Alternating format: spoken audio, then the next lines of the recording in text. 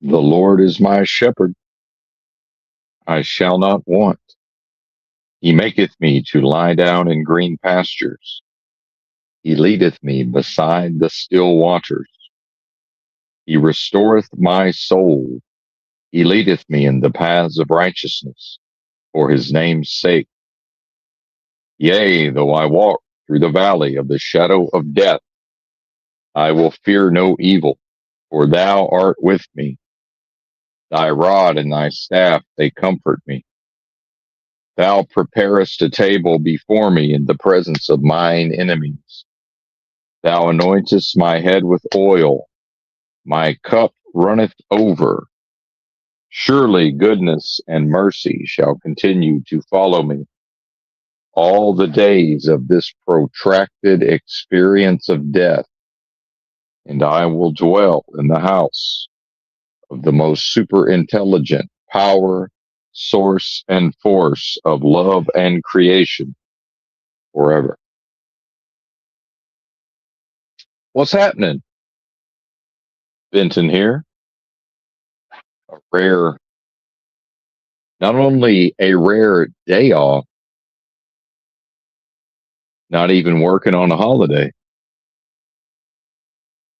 I would say when employed as a truck driver, I've worked the majority of the holidays. I do remember one Thanksgiving Day at a truck stop in Texas. Oh, and then of course the now famous Christmas behind the Food Lion in Charlotte. I'm not too far from Charlotte actually right now, but about 100 miles. Of course, that was because something went wrong, and I was supposed to be working. Supposed to be. Shout out to Starbucks Nitro Cold Brew. Bought the last 4 cans they had at Walmart in Roanoke, Virginia yesterday, where my one and only delivery was. Or is that true? Yeah, one and only delivery yesterday. Yeah, easy day for the most part. Slept in today. Happy New Year's, I guess. Right. I already saw a Tragic Reality channel had posted a video about New Year's, and he said something about New Year, New You, or whatever. New Year, New Me. Just all this, cliched bullshit. So yeah, I guess I could have picked up a noisemaker. Doo-doo! Toot toot on the noisemaker, right? Put on a little hat. Celebrate. It's a celebration, bitches. But yeah, I woke up around 2:20 a.m. and said, well, I might as well sleep in. The thing about going back to sleep, though, is, sometimes that induces some grogginess. I feel like I'd be way sharper right now if I had just stayed awake from 2:20 a.m. Oh, well, this is what you get.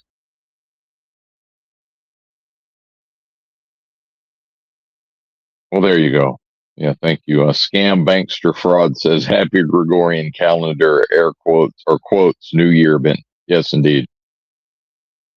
Well, and a bank holiday, so I've already gotten paid.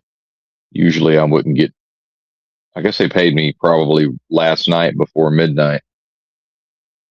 Because normally I get my pay a day early. So that would have been Thursday, but later on, in the evening, typically.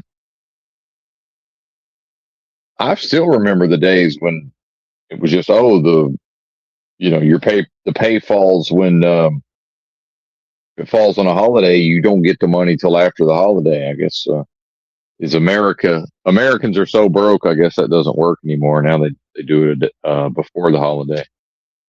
Make sure the payments go through.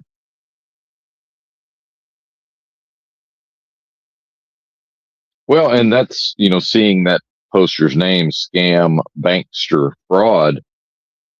I mean, I haven't heard the term bankster since the bailouts. '08, '09. That was people were pissed off, and that's another sign that the anger doesn't do anything. The anger itself. Oh man, people are frustrated. Oh no, it's they're waking the sleeping giant. What are you talking about? Not a thing. There is no sleeping giant in that sense. But I don't want to get off onto a bankster or a economic rant. There's always time for that later. But the truck driving was interesting yesterday, and expecting perhaps the accepted spiritual attack of making a delivery in near downtown Roanoke, Virginia, in effectively what's like just a neighborhood. A neighborhood that also is zoned for commercial, I guess, and industrial, but effectively laid out like neighborhoods. Hood too, man. Drove through the hood to get there, but I grew up not in the hood, but hood adjacent. So, actually, some of it visually reminded me where I was driving of Hot Springs, Arkansas. Saw a lot of similarities in the buildings and the streets and such. And there's an appeal. There's some sort of appeal. I much prefer that sort of and this was, I believe, the beat generation, the idea of the beat poets, Kerouac, and all of those bozos. I think that's what that term means. It's as opposed to the shiny new, um, in the case of 2025, well, 2026, the corporatism and everything's spiffy and shined up and hygienic, just more downtrodden and wore out and beat, right? Ridden hard and put away wet. There's more character in that to me, anyway. So, slums, perhaps a bit more appealing in ways, perhaps. And doing this one from the truck stop, I don't expect to be going anywhere today. I tried to talk myself into a Walmart run, but I had one of those yesterday in Roanoke, and the nearest Walmart is actually Mount Airy, North Carolina, 10,000 people. And when I Googled it, apparently the town was mentioned in Mayberry, Andy Griffith show. So I guess the town, courts tourism, and has something of a Mayberry feel apparently.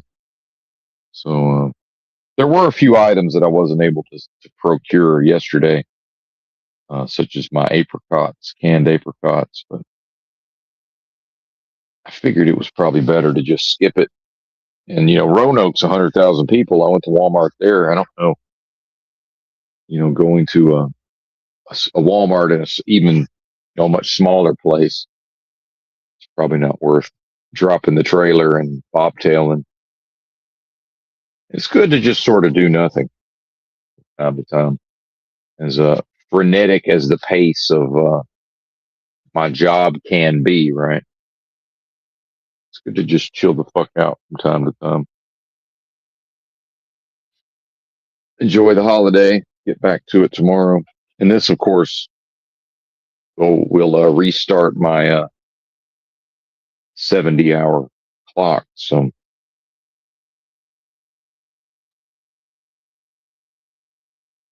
I'm sure the company will be happy about that. Just taking in some of the trucker news, this idea of reforming the trucking industry. So it's interesting to hear about the way that these news stories are supposedly unfolding, but then also the psychology of the people in the comments, the psychology of the presenter. And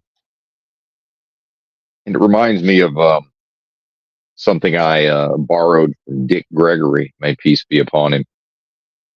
when they came to warn him. He was leading the civil rights march down south. And somebody came to warn him, there's an assassin going to kill you and all this. He said, did you talk to him? Did you talk to the criminal? He's basically like, well, why are you talking to me? I'm not an assassin. How are we going to foil an assassination plot? Go find the assassin. Right. So apparently some trucking company had managed to cause millions of dollars in Oklahoma by, they had, I guess, an overheight load, and they hit 6 bridges on a turnpike or something in Oklahoma. And the guy is an American-born, presenter, covering the news and selling his course on how to get your own box truck to do final mile deliveries or whatever. So, part of him promoting all of these rolling sweatshops and the illegal labor and I think what's important to realize about the illegal labor in trucking is really, I would say, it's not important where does the driver come from or does the driver speak English. What I mean is the driver performing based on the laws and procedures, or are they doing it outside of the laws and procedures? So, politically, people can come down in one of two camps, perhaps, in this idea of no human is illegal and all of this. And to me, that's a red herring. It's like, regardless of where the human originated in the realm, you have Benton, who's mostly doing things legally and above board, and the company mostly doing things legally and above board. And then you have, a glut of so-called bad actors who are intentionally breaking the laws. That's the illegal part, right?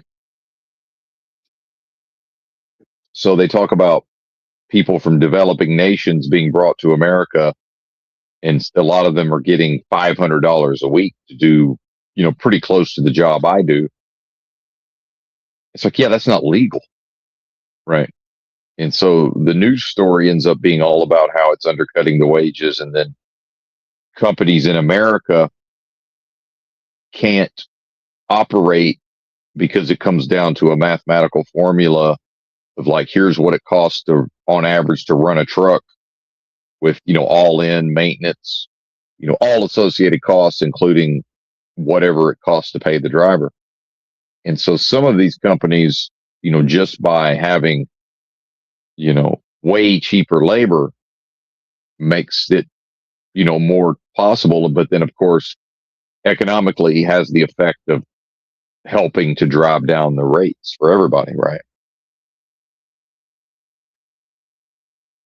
The rate that is paid to haul the freight. And, then you get into rhetoric around, well, now the shippers, they're getting tired of their, freight ending up in a ditch somewhere, or, seized by the government, perhaps nowadays, or, all of the things that could happen. And it's like, yeah, well, why wasn't anybody concerned? Why didn't anybody talk to the criminals? So I would say that, maybe they're not tired of it happening. It's no longer economically feasible for them to continue to produce, whatever they're shipping, only to see it end up not going to their customers. Because at what point are their customers going to be like, hey, man, we can't continue to be supplied by you because, we don't know if the product's going to arrive. And with the,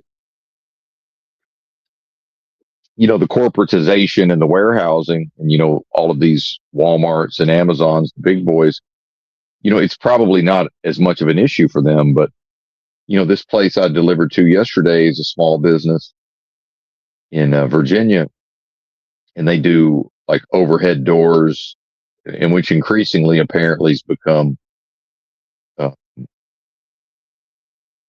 the corporate side, which is, big box stores, CVS, Walgreens, Walmart. They have the doors that, the automatic doors for the business. Hang on, I can hear something. I might have woke up the trucker next to me. I think they're playing music or turning their TV on or something.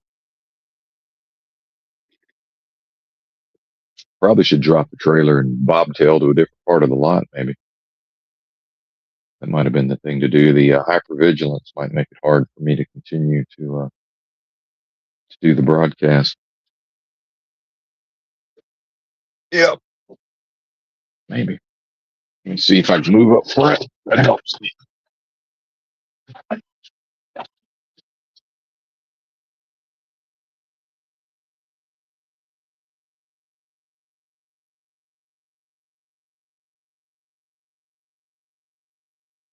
If I can determine what it is, maybe that would help. I don't know. Let's see.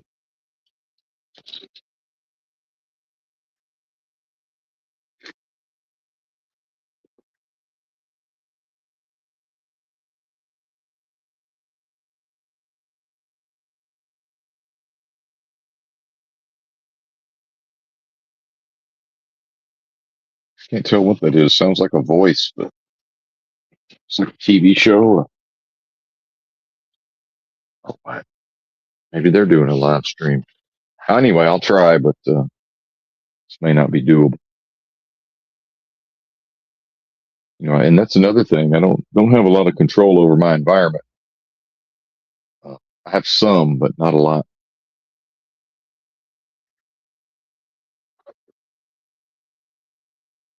Maybe this would have been the argument for leaving the trailer here in bobtailing to Walmart. I could probably get a little more peace in the Walmart parking lot. Park away from everybody. You think with the truck stop being not that full, maybe it would have been possible to kind of park in the back and not have people next to me. But, that's not really something that I could reasonably expect. If it wasn't so chilly, I might go walk around, but it was too cold for all of that. You see, I got two open spaces to my right. I got two trucks left, and then you have you got three trucks parked where there's no parking spaces. Now they're not blocking anybody in, so I don't care. But some of these people park at truck stops and just never back into a space. They just find somewhere that doesn't involve backing up and park, which I kind of find amusing. But anyway, when I made this delivery yesterday, I guess what I'm assuming is the owner of the company, he, I guess, heard me pull up and he was already coming out, walking out to find me and said, he wasn't angry or upset or anything, but he said he was just wanting to see what, the company that he's buying these parts and doors from and all of this stuff. I guess, he being a proper business person, he's got these contractors and subcontractors breathing down his neck, or I guess he's a subcontractor and he's just like, yeah, man, they tell me that the doors are coming, but them emailing me a packing list and telling me it's on a truck headed our way. He's more of an old school guy, which is like, until I lay eyes on them, I can't promise y'all anything, right? Until they're in my hands. So he's talking about doors, and I thought he meant the doors on the trailer, because I'm not thinking about what's in the trailer, which is kind of funny, but it's kind of an interesting insight into how business is supposed to operate. And again, when you get into the mom and pops versus the big companies, the big companies are just going to have a warehouse somewhere with, 1,000 doors. What do they care? Right. versus this guy, he's waiting on it to show up, somebody to bring it to him.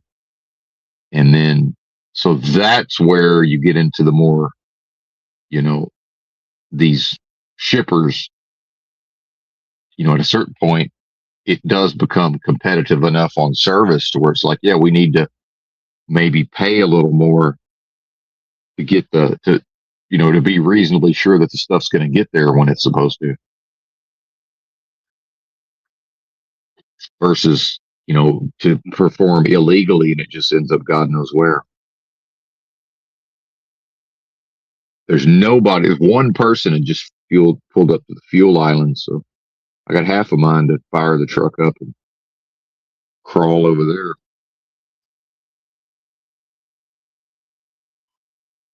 Get away from whatever this is next door.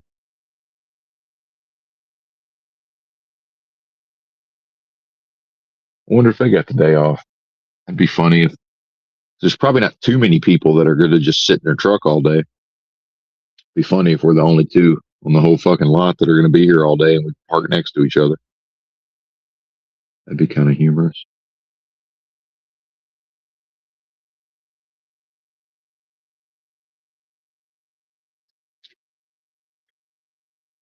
See, I don't have like I famously say, I don't have ADD. I have the opposite of ADD. It's too much focus, which kind of does become the same thing at a certain point.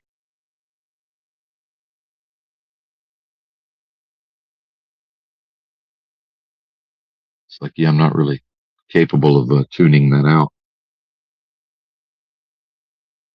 to focus on my own discourse. The hypervigilance kicks in and also try to monitor what's going on.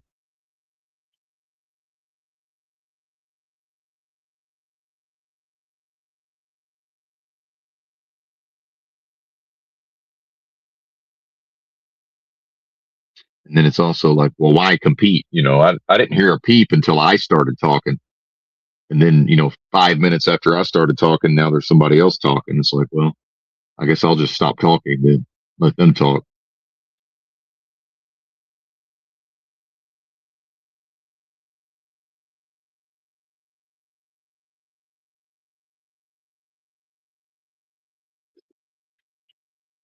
So I don't know if I even have enough to say to make it worth firing up the truck and moving. Better to avoid a cold start. Although the truck, to charge the batteries, it'll start up at some point. That's how that works. Guess I could go walk around. Maybe that's the move.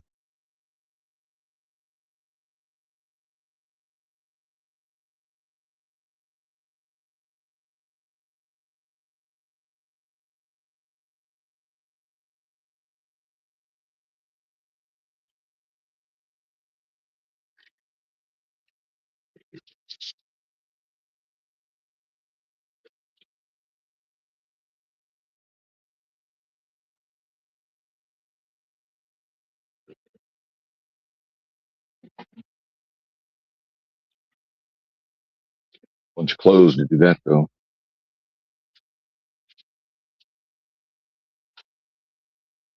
All right. I think it's below freezing out there.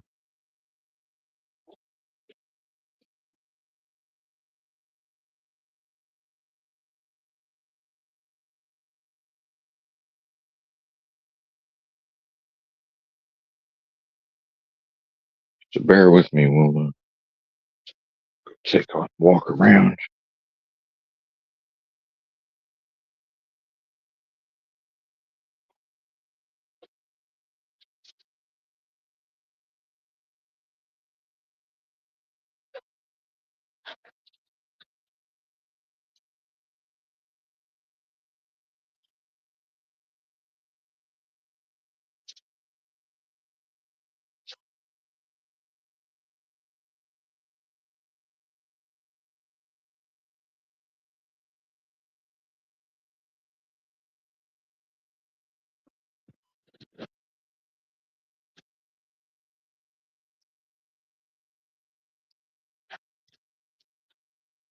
Oh, and this is definitely one of the reasons why overall I prefer to idle the truck.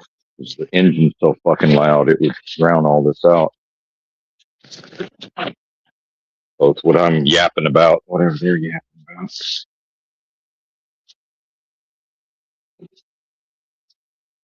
Where's my hat? It's one thing I can't ever find my hat. Where is it? Oh, there it is.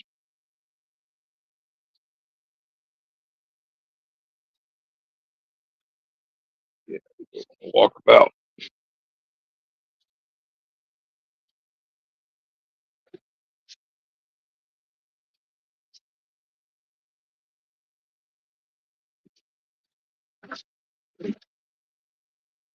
Shoes don't match.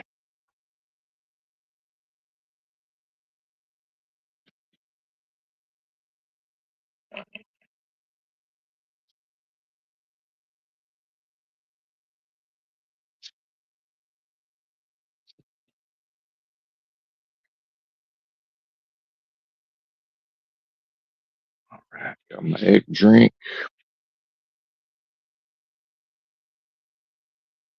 What's up, Blue Doe? Happy New Year indeed. Grab my flashlight. All right, let's go.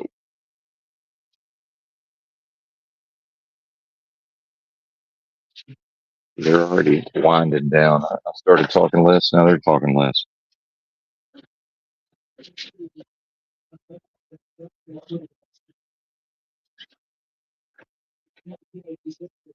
I think it might be the radio.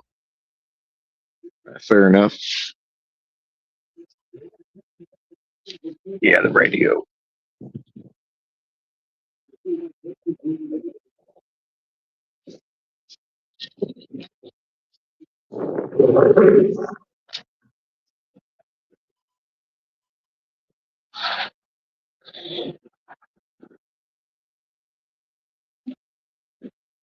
You see, the next closest truck, they got their engine running all night.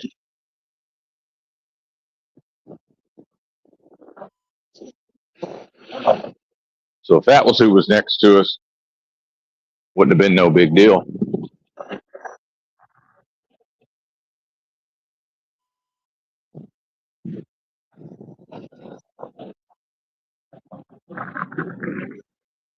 One of my rare nights at a Love's, I was going to go to uh, Flying J, but then I looked at the GPS and there was a way station that was open right before it. I thought, man, that'd be just my luck. About to take a 34 and then get inspected and potentially put out of service or whatever. Have to spend a 34 at the fucking way station. Ah, fuck that. Pulled in here.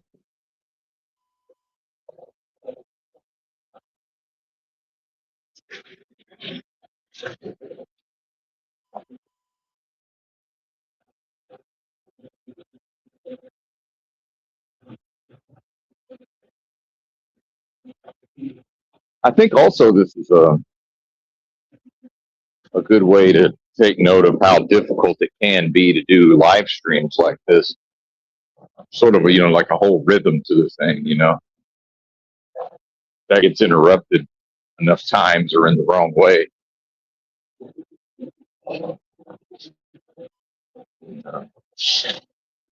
In this case, it may never actually get going, right?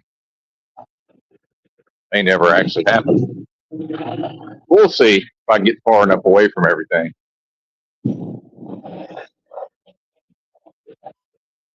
Maybe.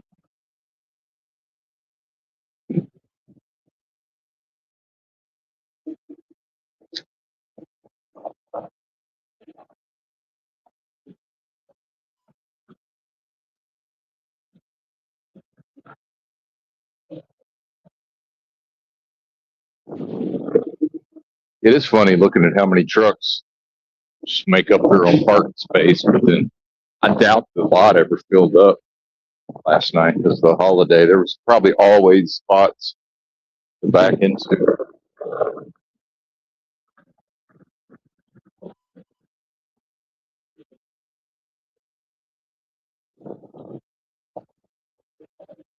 Let's see.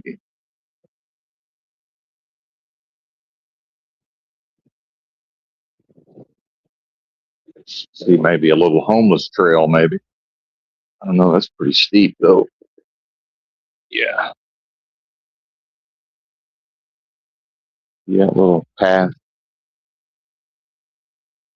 down yonder.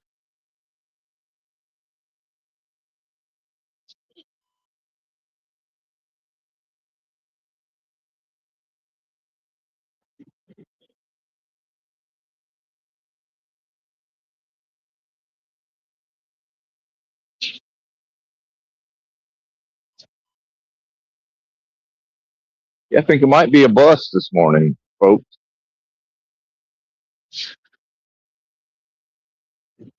Might be a bus. If I'll be able to get back on track or not. Not looking good.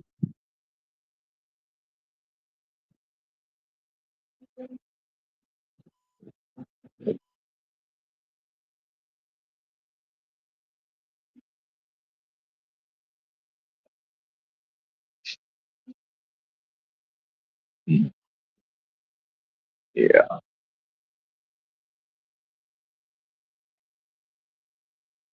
Well, since I know it's the guy cranked the radio up, I'll go back. I guess I'll go back to the truck and see what I can figure out. I'm just too fucking loud to be out here talking this early in the morning on a holiday.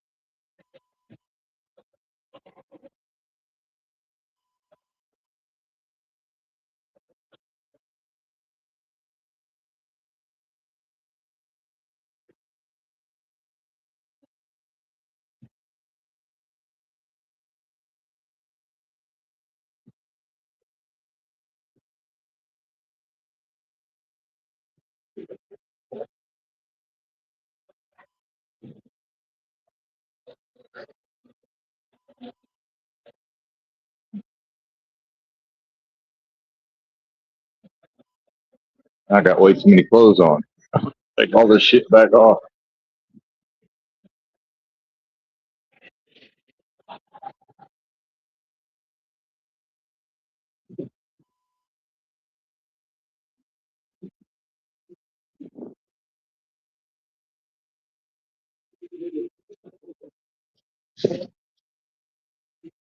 All right.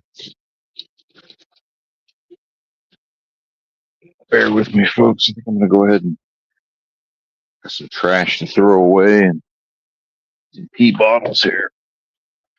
Pour them out. Maybe.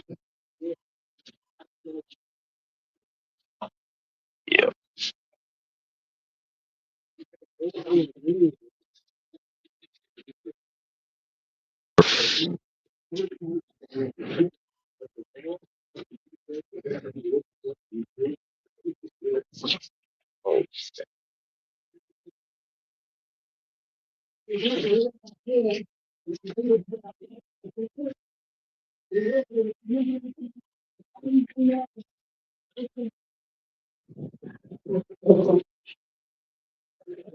If you're watching football, old football games, maybe, or football games from last night, college football.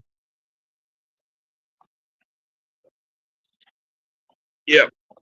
Wayne, thank you for your patience.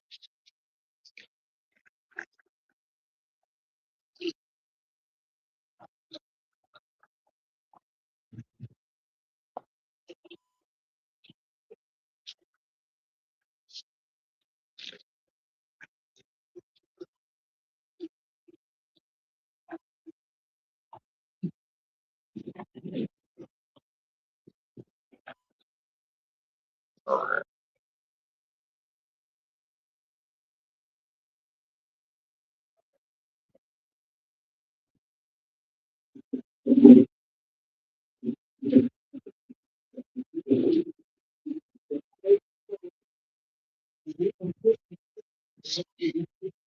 Well, that was a waste. We tried, right?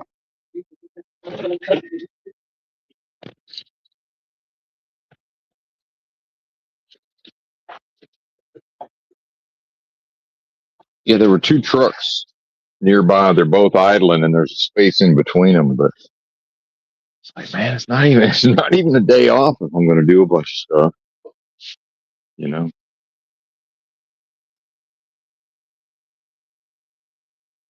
Yeah. Hey, what's up, Bulk Hungry? Well, I'm talking about yesterday because actually my app tells me if they're open or not.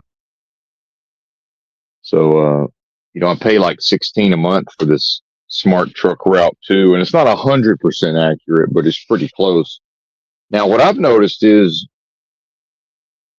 you've got a lot of them, and it's always been this way to some extent, but I've seen some where they're pulling in and weighing, and they're making everybody pull in and weigh, but with all this increased access to technology and databases, I think it's mainly just so that they can, if there's all these crackdowns of the drivers and all of this, the English language and the ghost carriers or whatever they're calling them, um, is at least a way for them to, while the truck is on the premises, then they can decide do they want to stop that truck or not. So, uh, most of the time I've had to pull into the weigh station, it's been some version of that where it's like they're not doing inspections. There's may not even be the state trooper, may not even, whoever may not even be there, the DOT people.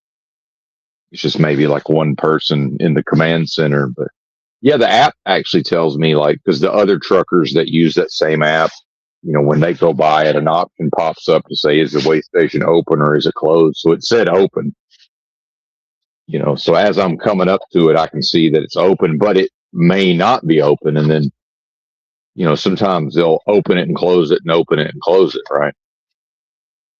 So if they have 10 trucks in line, then they'll close the weigh station sometimes. So, it's hit or miss either way, um, but yeah, I know what you're saying as far as the holiday. Makes sense.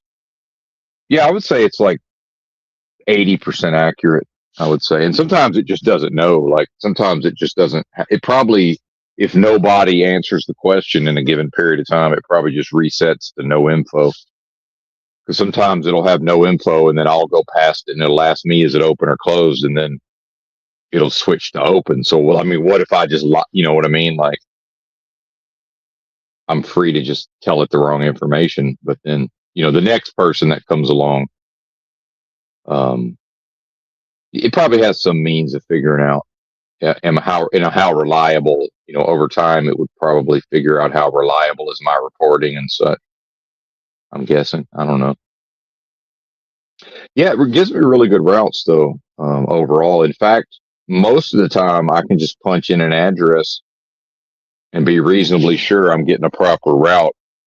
And so just trust my judgment. If stuff starts looking weird, then I can make a decision, when I get there. I've double checked it and been like, why is it sending me that way? But that doesn't happen that often. The main thing with any of those routing softwares is like Big L used to say is if it can save 1 minute, it will save 1 minute. So you probably need to just double check where is it trying to send you. But yeah, it works out good. So, and I'm going to tell this story in bits and pieces, I'm sure. But when I left Roanoke after I made the delivery, the guy was real helpful. And um, culturally, there's a thing where people they want to sort of give directions, and I don't think people have fully realized that. It's like, yeah, we all have technology now, so it's like I understand that he lives there and he's got familiarity that the technology may not have. But, overall, most of the time, and he doesn't drive a truck. So it's like, yeah, probably I can go the way he's telling me to go. But, what if the cop just feels like busting some trucker and it's technically not a truck route? You know what I mean?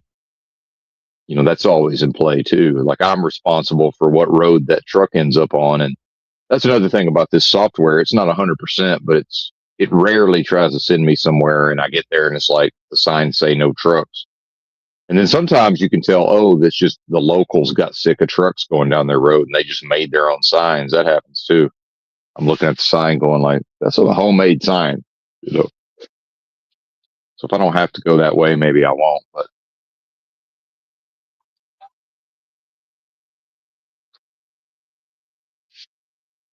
um, so he starts to try to verbally tell me which way to go, and I'm like, well, hang on, let me grab my phone because if I'm looking him, we look on the map, I'll know what you're talking about. But just my brain can't listen to what he's telling me.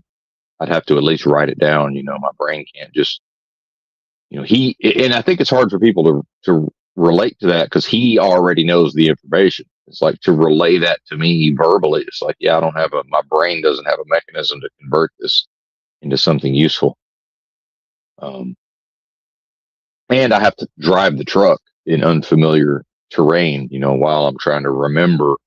Did he say left or did he say right at the giant orange, whatever it is.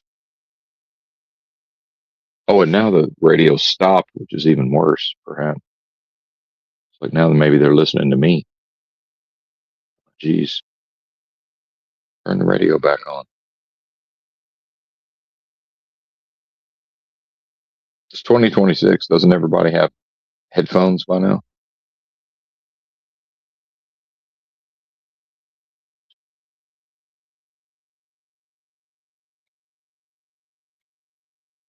I said, well, Ben, maybe you could have an inside voice. Yeah, I don't have one. Never have, never will.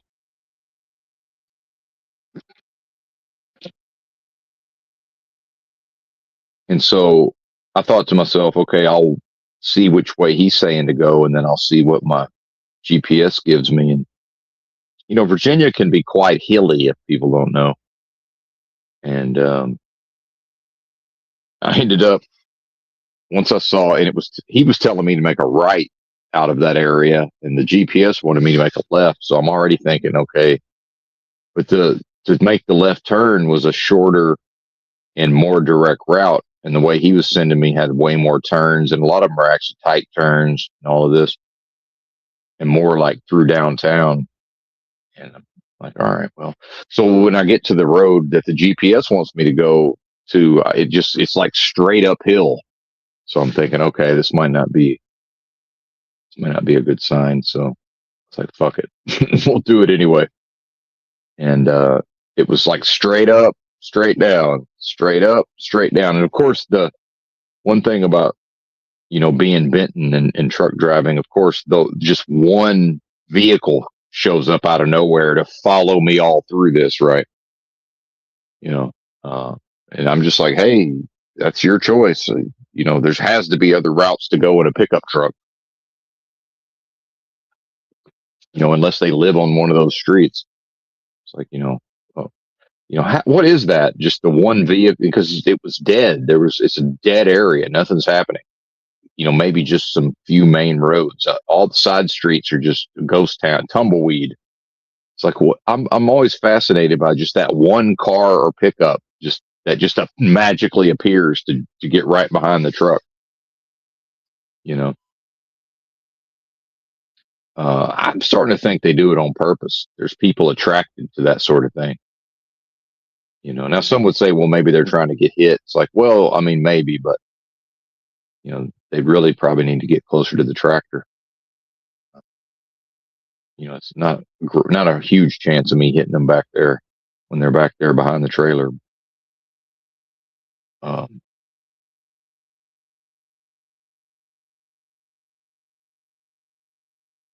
so when I got down to the main road, it was, man, like it was so steep. And then I had to make like a real angled right turn. And, it was pretty hairy, man. It was doable the whole way, but it definitely required some driving skill. And fortunately, the locals, you could tell the ones there were some couple of dump trucks coming the other way, and they just stopped and waited on me. The main thing is I had to wait forever for the oncoming traffic. The way I was turning, there's a whole bunch of traffic coming right then. And then, of course, you got the one person who wants to make a left turn to go up that hill, and it's like, I don't know what to tell you. I can't. I need the whole road. I can't do anything about this. But they waited. Everybody was patient. I definitely wouldn't do it again, but it's kind of fun. It's kind of fun. But yeah, back to going into these unknown situations. I actually said I did my prayer. Again, prayer is not the right term. I got to come up with something else. But whatever that is. Um, invocation of spiritual protection, maybe. I don't know what you want to call it, but that's a version of expecting the accepted, right? Spiritually, and everything went real smooth. I had this crazy tight turn getting into the area where the business is located because there was these two like old junker vehicles people had left, like right. When you look on the Google Maps satellite view, it's like, okay, I see that maybe people park on the street here from time to time, but there may or may not be cars there. It's not New Jersey where there's just always people there. It's like, oh, actually, those vehicles never move. They're just junkers. So that was super tight, and I got through that. And I'm pretty good on the tight maneuvers. And then, to get into their facility was real tight, but I made that. And then, fortunately, there wasn't any difficult backing involved once I maneuvered through all of that. So everything went pretty smooth. Happy to see that. That's definitely one of the struggles of this job is just getting sent into all these unknown situations.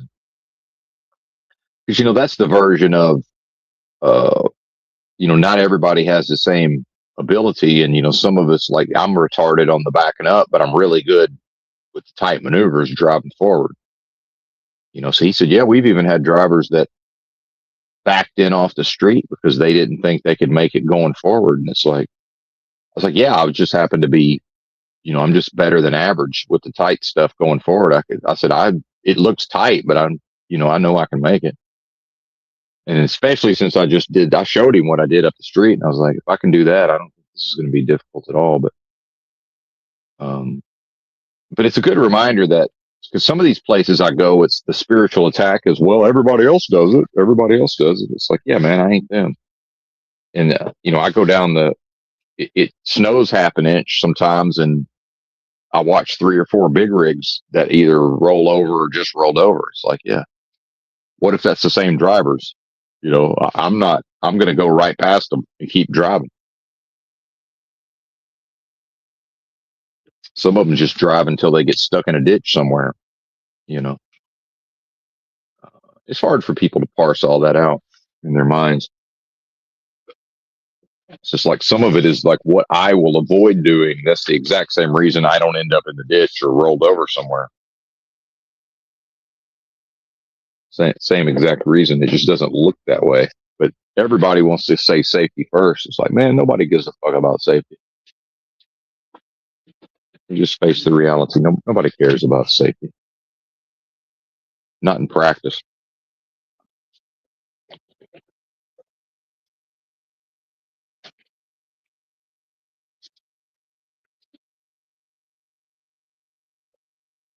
But I think part of the way station thing is apparently, like, part of the reason I got inspected so much in New Mexico. They tried to inspect me 6 times in like less than 4 weeks at a certain point, but I talked them out of the last 2. But part of that was apparently all these illegal drivers are they're not pulling into the way stations anyway. So part of me was that I was one of the people who just didn't understand that I could just keep driving at 2 a.m. in New Mexico, and that basically everybody was driving past it. And for some reason, I am pulling in. So, if whoever in charge is like, hey, you make sure and y'all get some inspections, overnight, or whatever. It's like, well, if Benton's the only one dumb enough to pull in there, well, now Benton's getting inspected, right? It's just how that goes. But for somebody, from America and had all this, Cold War American exceptionalism stuff blown up their ass, and then to go through the, somewhat stringent process of getting a CDL in the first place, um, it's hard for us to conceptualize. Well, just most everybody's driving right past these things. So at that point, even though it's not technically correct, well, I'm supposed to just drive past it. I think that's what I did. I think the last time was finally they had terrorized me so much with all the inspections. I think I finally was just like, fuck it, I'm not. They're gonna have to pull me over on the interstate. Fuck them. I'm just gonna keep going too. And meanwhile, what we now know is New Mexico was just basically letting the illegal drivers do whatever the fuck they wanted while simultaneously fucking with me, which I find interesting. So who was targeted? So in the not targeting of the illegals, then the government still needs to appear to be upholding the law. So who are they going to inspect? Now they're inspecting old Benton. See, funny how that works. And as we know, there's no end to what the American people will tolerate. So people just go along with it, myself included. It's like, oh well, that's just the way it is. Oh really? Is it?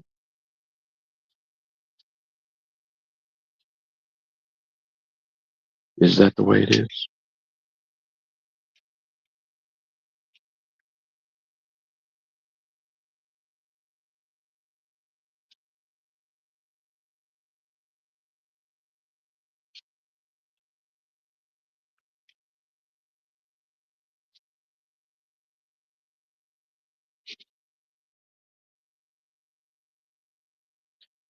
And I woke up this morning after going back to sleep in kind of a mini panic, which is just physiological. It's not apropos of nothing, but started thinking that the company might have expected me to drive a little farther yesterday. But, it's pretty easy to talk myself down and just say, oh, that's the physiology, man. There's no actual reason to be concerned with anything. Even if they would have wanted me to do more yesterday, it's like I'm still going to have plenty of time on Friday. So I got 2 deliveries to make on Friday, and then we'll need to make pick up a load so I don't get that.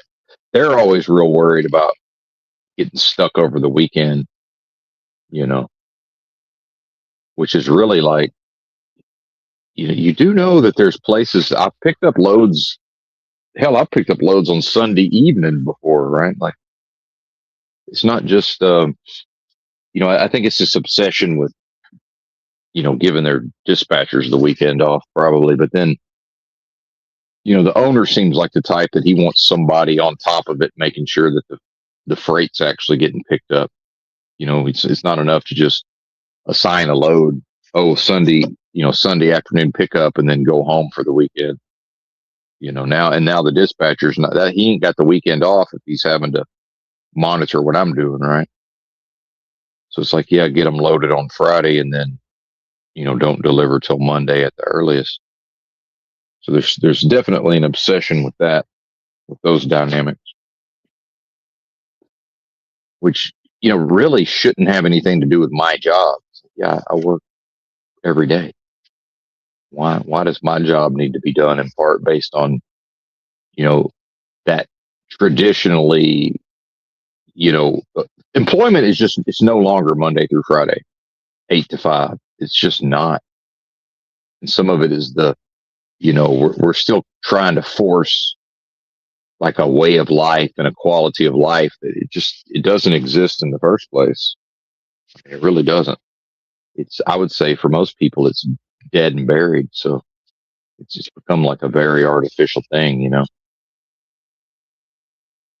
So I had a job in the late 90s in IT, and I was expected like at least one weekend out of the month to take a pager home without getting paid and just work on the weekend. If nobody, if none of the customers call the pager, then sure, no problem. But how can I have weekend plans if next thing you know, I got to get on the horn to some bookstore somewhere that needs you know technical support.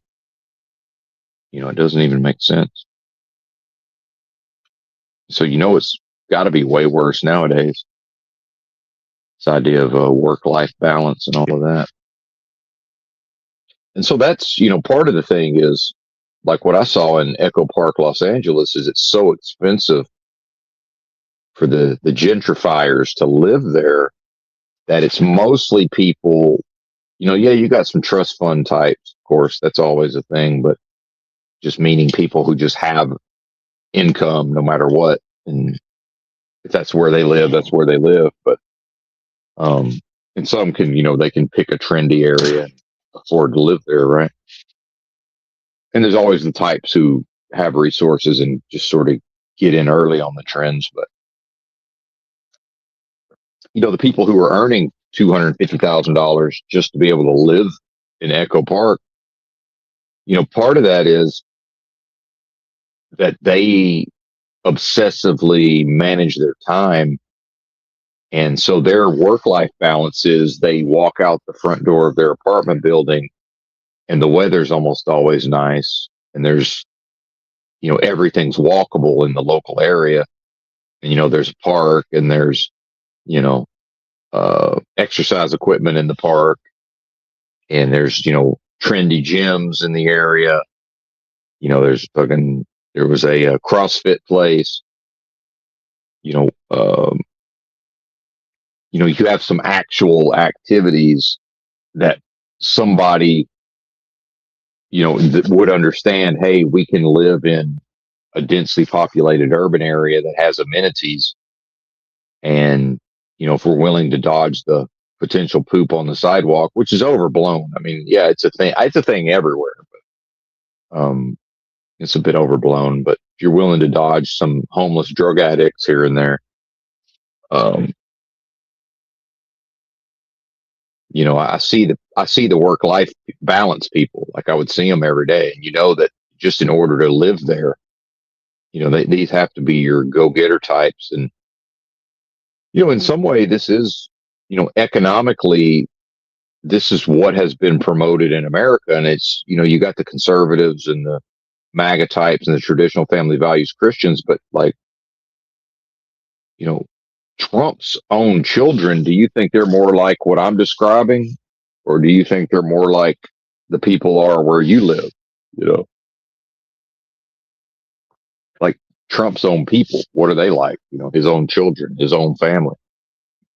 Um, these are probably always been work life balance people, versus the middle America folks, economically, increasingly, that I would say that balance hasn't necessarily been a thing anyway, but now whatever free time is there, people are having to drive around, DoorDash, Uber Eats.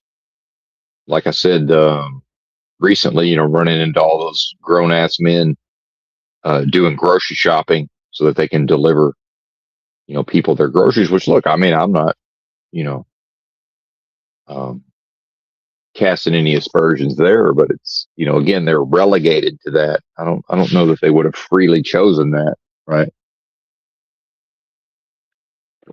There's certainly no prestige in those sorts of undertakings.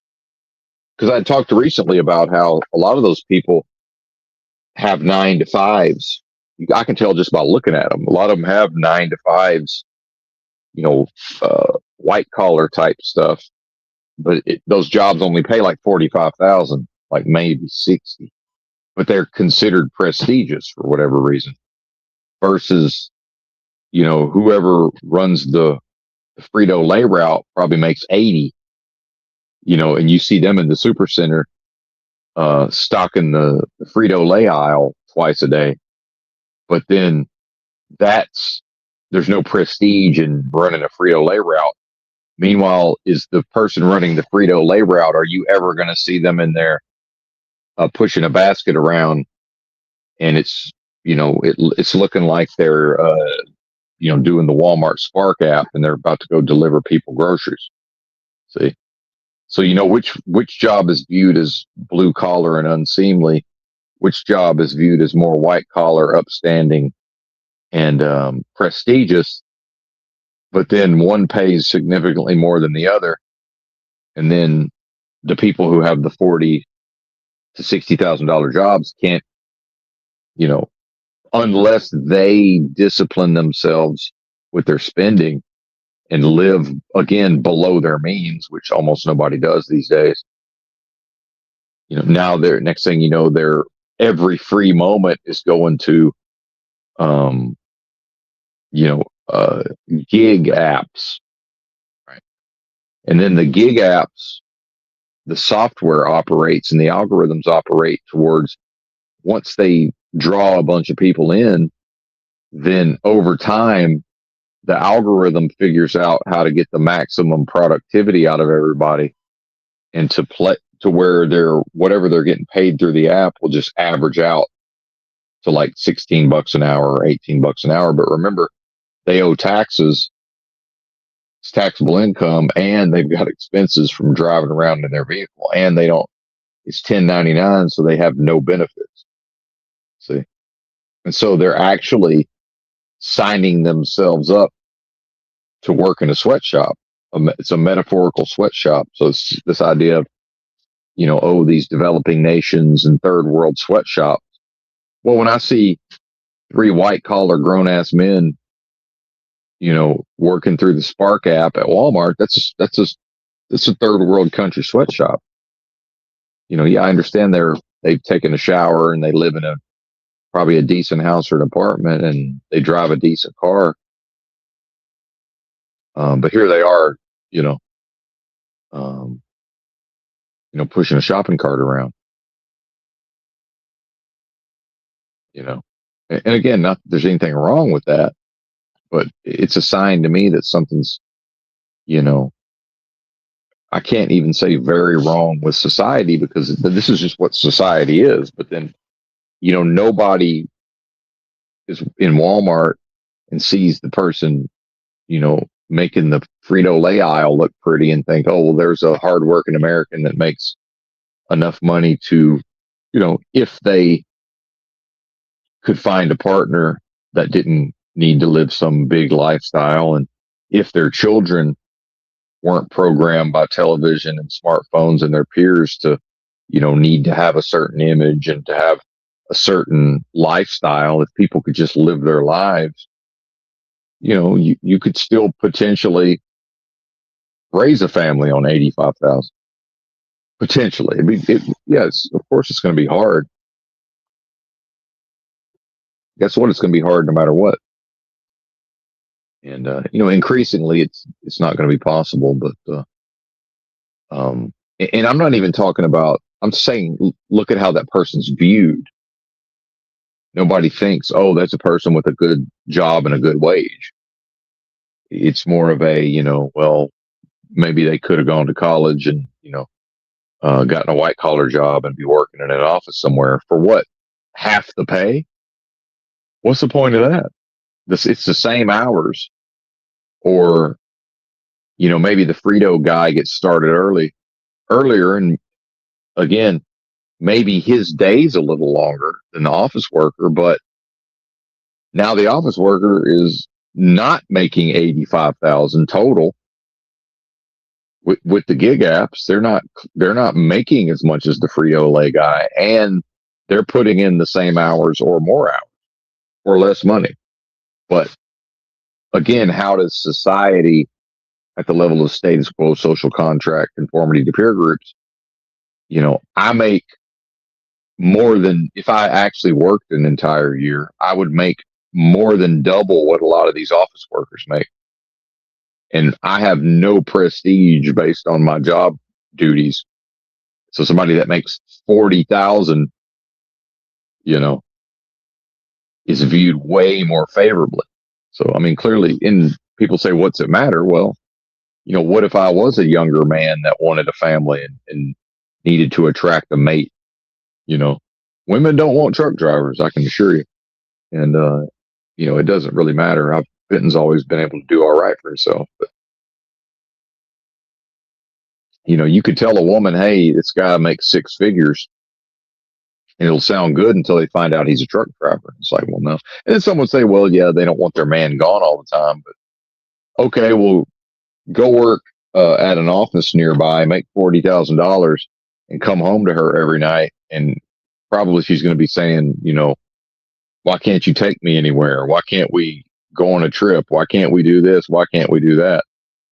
See, the focus oftentimes will be on whatever is viewed as lacking, right?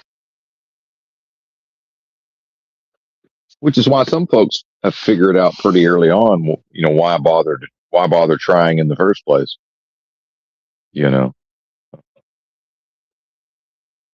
if I'm awesome and I'm meeting 90% of expectations, then, the system or a partner, a romantic partner or whatever might feel like they're entitled to get that last 10% out of me. But then, the bozo who on his best day can maybe live up to 50% of total expectations. Well, then now nobody expects anything out of it. So it's like, well, obviously these people are not capable. It's like, well, are they not, or did they figure out early on that is what if they do something and they show an aptitude, now it's expected. See, and so, part of truck driving is like the first 2 months with this company, they're going to try to wring every little bit of productivity out of me possible. And then at a certain point, it's up to me to just be like, no, I'm not, no, take it or leave it. Right. Part of which was basically like, here's your hours that I'm going to work, and, take it or leave it. Meaning more often than not, I'm going to sleep at night. And if y'all don't like it, find somebody else. And then surprise, surprise, now all of a sudden I'm not expected to drive all night, all the time. Every once in a while, sure. But not, and like I said, if I do it the first night, the way the federally mandated hours of service work, now I'm most likely going to do it the next night and the next night. See, again, in a vacuum, one night of not sleeping properly and driving all night is completely fine. It comes out in the wash. But when you get to night 3 and night 4, and then now they want to know, well, why did you fucking pull over when you could have driven 4 more hours? It's like, yeah, man, at some point, I can't just keep driving all night every night. This is not sustainable. Something's got to give. And that's, when I talk about the reality that there's simply no end to what the American people will tolerate, this is a version of that, that they just go along and go along and go along. So, and I don't think I ever fully made this point about the bridges getting hit in Oklahoma. Apparently one company, it's unclear, was it one trucker on one trip managed to hit 6? He kind of made it sound like one driver hit 6 overpasses, which seems unlikely, but regardless, he ends the video by saying, reminding the drivers, if you see a bridge, make sure you can fit under it. And so now I'm the criminal. It's like, did you talk to the criminal? I haven't hit any bridges. I'm probably never going to hit a bridge, most likely. Yesterday, when I was driving into Roanoke, I noticed there were signs that said, 10-foot clearance up ahead, right? I know how to read signs. I know how to stop if and now my GPS is really good at not trying to send me underneath a 10-foot bridge. Google Maps. A lot of people, you know, some truckers are using Google Maps. Google Maps will send your happy ass down there because it thinks you're a car, right? It doesn't know that you're 13 feet tall, 13 and a half feet tall. Uh, if the driver if the driver's used to the metric system, they don't know what the fuck 13 and a half. They don't know what 10 feet is compared to how tall their truck is. They don't. What are you talking about? No idea. What's 10 meters? What's that in feet? I don't know. I still don't. Maybe that doesn't work out either. But yeah, because you got 100-meter dash and 100-yard dash are not that different from each other, so they got to be fairly close. But yeah, either way, it doesn't work out. The conversion doesn't work out. Otherwise, it would be the same system. And it's like, so yeah, why? And so my first thought is, why are you telling us? We're the people who aren't hitting bridges. It doesn't do any good to remind us not to hit the bridges. Sir, we're already not hitting the bridges, right? And most of us don't do oversize anyway. And then somebody in the comments is like, well, yeah, I used to do oversize, and you know, maybe the government issued the route, issued the permit improperly, or something happened with the routing, and he tried to, give the driver an excuse. I'm just like, why are you making excuses for the driver? It's their job. It's their job to know how tall their load is, and it's their job to know the clearances on the overpasses. It's their job to understand all of that. It's, you know, I can't go crash into a bridge, an overpass in Chicago, and then just be like, oh well, you know, such and such told me to go that way. It's like, yeah, nobody cares. I'm the one that hit the bridge. Hmm. See, I don't even like saying that. No, scratch that. I didn't. I'm not going to hit a bridge. I didn't hit a bridge. See, so why make excuses for the mentality of somebody who crashed into the side of an overpass from below it? Like, why should we ever make excuses for that person? They done fucked up. It's their fault. Full stop. Because they still drove up to it and crashed into it. While driving up to it, they could have said, well, wait a minute, something feels wrong, and they could have fucking stopped. Just like when I started to go up right before I went up that big tall hill, I thought to myself, and I made the decision to go up the hill because I figured, well, even if it gets real bad, I'm pretty sure I can make it, you know. And then by the time I got to the bottom, it was like, well, as I'm making that last descent, it's like, well, now we're pot committed. Now there's no way out, right? Pull the brakes and go have the fucking heavy wrecker tow you out, winch you out of there. It'd be about the only way. But it's like, yeah, I looked at it on the map. It's steeper than I thought it would be, but it's doable. And I knew that there's a very low chance that my GPS would try to send me that way unless it was technically possible. And there would be no truck signs because there were no truck signs in the area. So unless somebody's just thinks it's funny and took the signs down, which that does happen. Sometimes people just think it's funny and they come take the signs down because they want to see something happen. Like that's a real thing. But, using my best judgment, it was like, okay, well, pretty sure I can make it. Now, I don't think I would choose to go that route again. Um, Mainly because of how busy the street is that I had to turn onto at the bottom. If that wasn't a busy street, it wouldn't have been a big deal at all.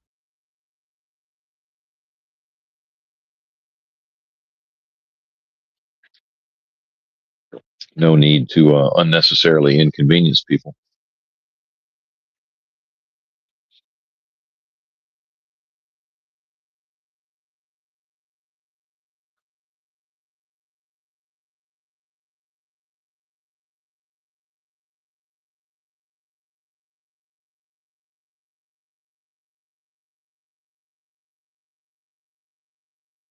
But anyway, I guess that's all the trucking stories from yesterday. I can't really think of anything else. Walmart run. Uh, I didn't think about this, but I kind of got caught up in there was a little more, I'm not used to having to wait in line, for example. And then I realized at a certain point, there were so many people waiting for the self checkout that I had like 30 items and I was out of 15 items for less or less. But the thing there, man, is if somebody else has 15 items and I have 30, I'm probably going to be faster than them on average anyway. If y'all have ever noticed how slow a lot of these people are uh, doing the self checkout.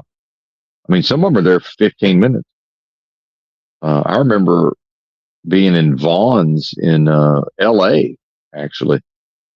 And just, I don't know what happened, but there's a total of 4 self checkouts, and just everybody that was there, it just took forever for whatever reason. And at a certain point, you know, I'm just in line with, however many hipsters, trendy people. And it's just like, at a certain point, I'm just like, I can't believe how long I've been standing here. Like, it's just like, what's going on? And not even in a frustrated way, just like, this is an excessively long amount of time, you know.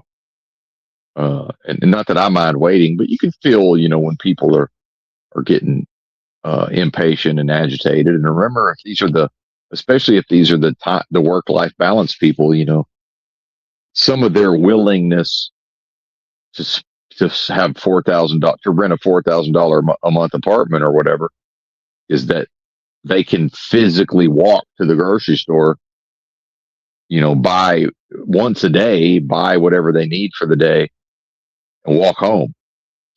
But next thing you know, it's like, well, I don't have 30 minutes to stand in line, right?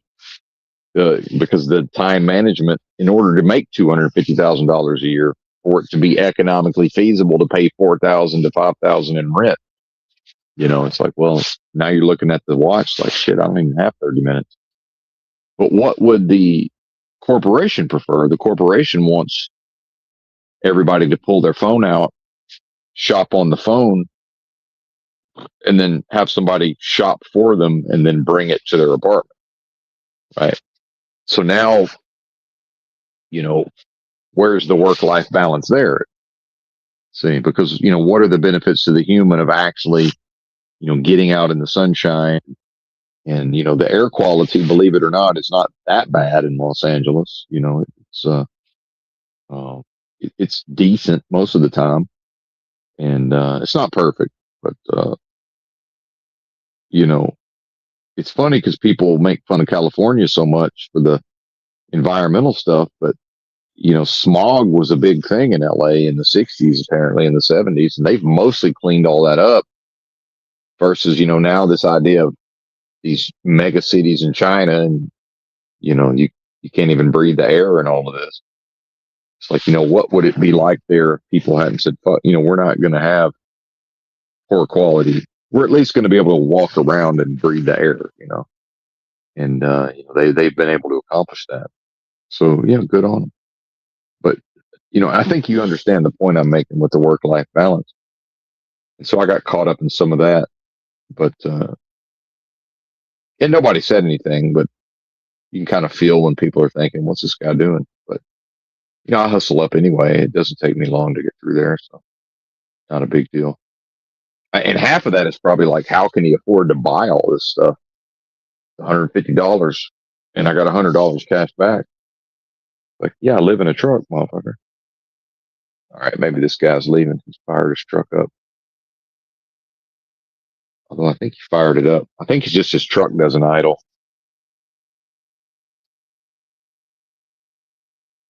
Maybe he's firing it up, get some heat going or something. I don't know.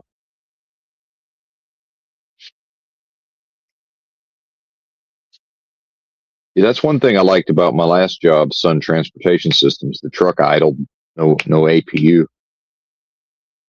It's just way better. You don't have to worry about being able to hear whatever the fuck's going on outside next door.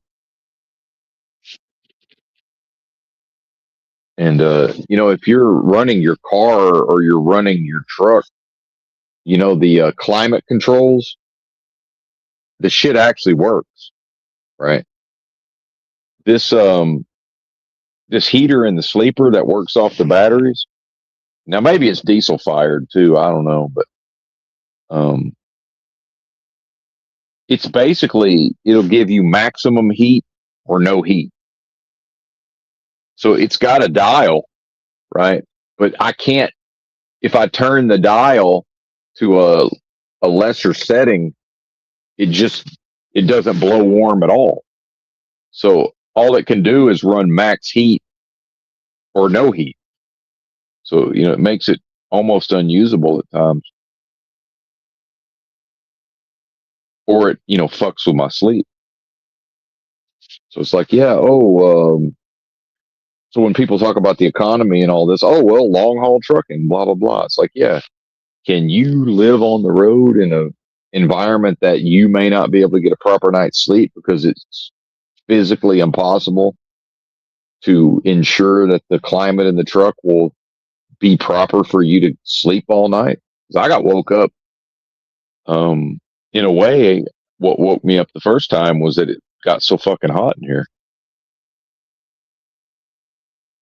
And sometimes it's like I need to go to sleep, but it's like, well, if I put the climate controls to where I can fall asleep 4 hours from now, it's no longer going to be conducive to being able to sleep. Right. And there's realistically, I understand people will try to loop into problem solving, but it's like you really can't solve that. But if you can just idle the truck the whole time, then all of those controls work a little more normally. And, worst case scenario, I can just kind of reach up in my slumber and adjust it real quick and go right back to sleep. But, it's funny how the more that this stuff seemingly becomes high tech and better, it's actually worse, in a way. But then, economically, with the rates getting driven down so far, at a certain point, the resale value of the equipment is way higher if the trucks don't idle. You know, by the time the truck's got 500,000 miles on it, if it's never been turned off effectively, then a truck with the same amount of miles might have way less hours on the engine. Well, that truck's going to be worth a lot more money, because the engine didn't just idle. You know, uh, so things like that. I understand why the company doesn't want the truck idling. If America really was this richest nation on earth, and if the government has made them put all this clean air technology to clean up the emissions on the trucks, you know and if the driver's quality of life is important, you know that seems to be more in line with historically trucking. You just let the fucking truck run, versus now it's they want them turned off as much as possible. Right. It's like, well, in the wealthiest country in the history of humanity, are you telling me we can't afford to just let these motherfuckers run if that's what's better for me and I'm the one that's in the truck? And maybe I want to be able to live my life like y'all live it in your apartments to some extent. And I might want to do a live stream and run my yap at 4 a.m. from the truck stop and not disturb the guy next to me. And part of that would be running my engine, you know. So does there really need to be an obsession with efficiency? And so that's where the illegalities, it kind of forces the obsession with frugality, because a 1,000,000-mile truck, piece of garbage, held together with baling wire with illegal labor, meaning that the person, whoever it is, whatever country they're from, is not operating based on the laws. They're effectively outlaws at that point. And then now what we're seeing apparently is some of these fly-by-night companies have gotten involved in drug smuggling, apparently. So if you got cartels hiding, you know, effectively hiding methamphetamine and fentanyl on these trucks, and the trucks are just picking up normal loads as a cover, what do they care if the fucking whatever outlaw bozo, you can tell the outlaw bozo till you're blue in the face, hey, don't idle the truck. They're idling the fucking truck, you know. So that they get to idle the truck. It's people like me that it's like, oh yeah, it's got a battery powered APU in it, so don't idle the truck. Right. So again, did you talk to the criminal? All right, what are the criminals doing? What are the illegals doing? Oh yeah, I would agree with that. Yeah, that's a good comment. Let's read that one. Bulk hungry. Being confined to a 6x8 box for 4 to 6 weeks on average is too much for most psychologically.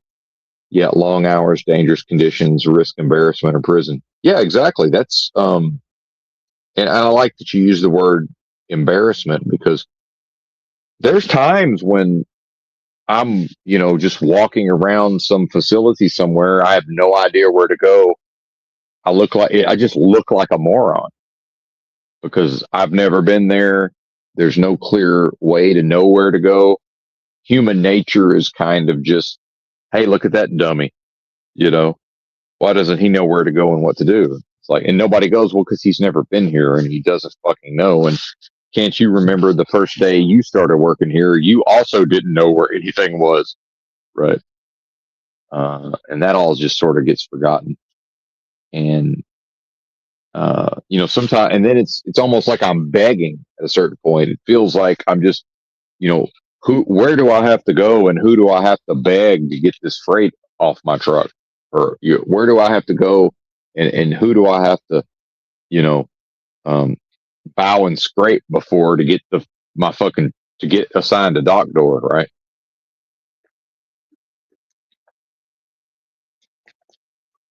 Like that's a very real thing, man. Um, and it is embarrassing to some extent. Now, part of my thing is I got desensitized early on in life to embarrassing situations, but I mean, sometimes a lot of times I've had a feeling of just, I'm wandering around like a beggar, just, sort of seeing who's going to take mercy on my wretched soul. And, I don't even mean that, but, it begins to feel like that at a certain point. You know, I'm just sort of, walking in the dry place, seeking rest and finding none. It's like, what's going to happen here? And, who do I have to appeal to? Right. So yeah, most people, and again, add it to the 20,000 reasons why most people couldn't do this job. Certainly,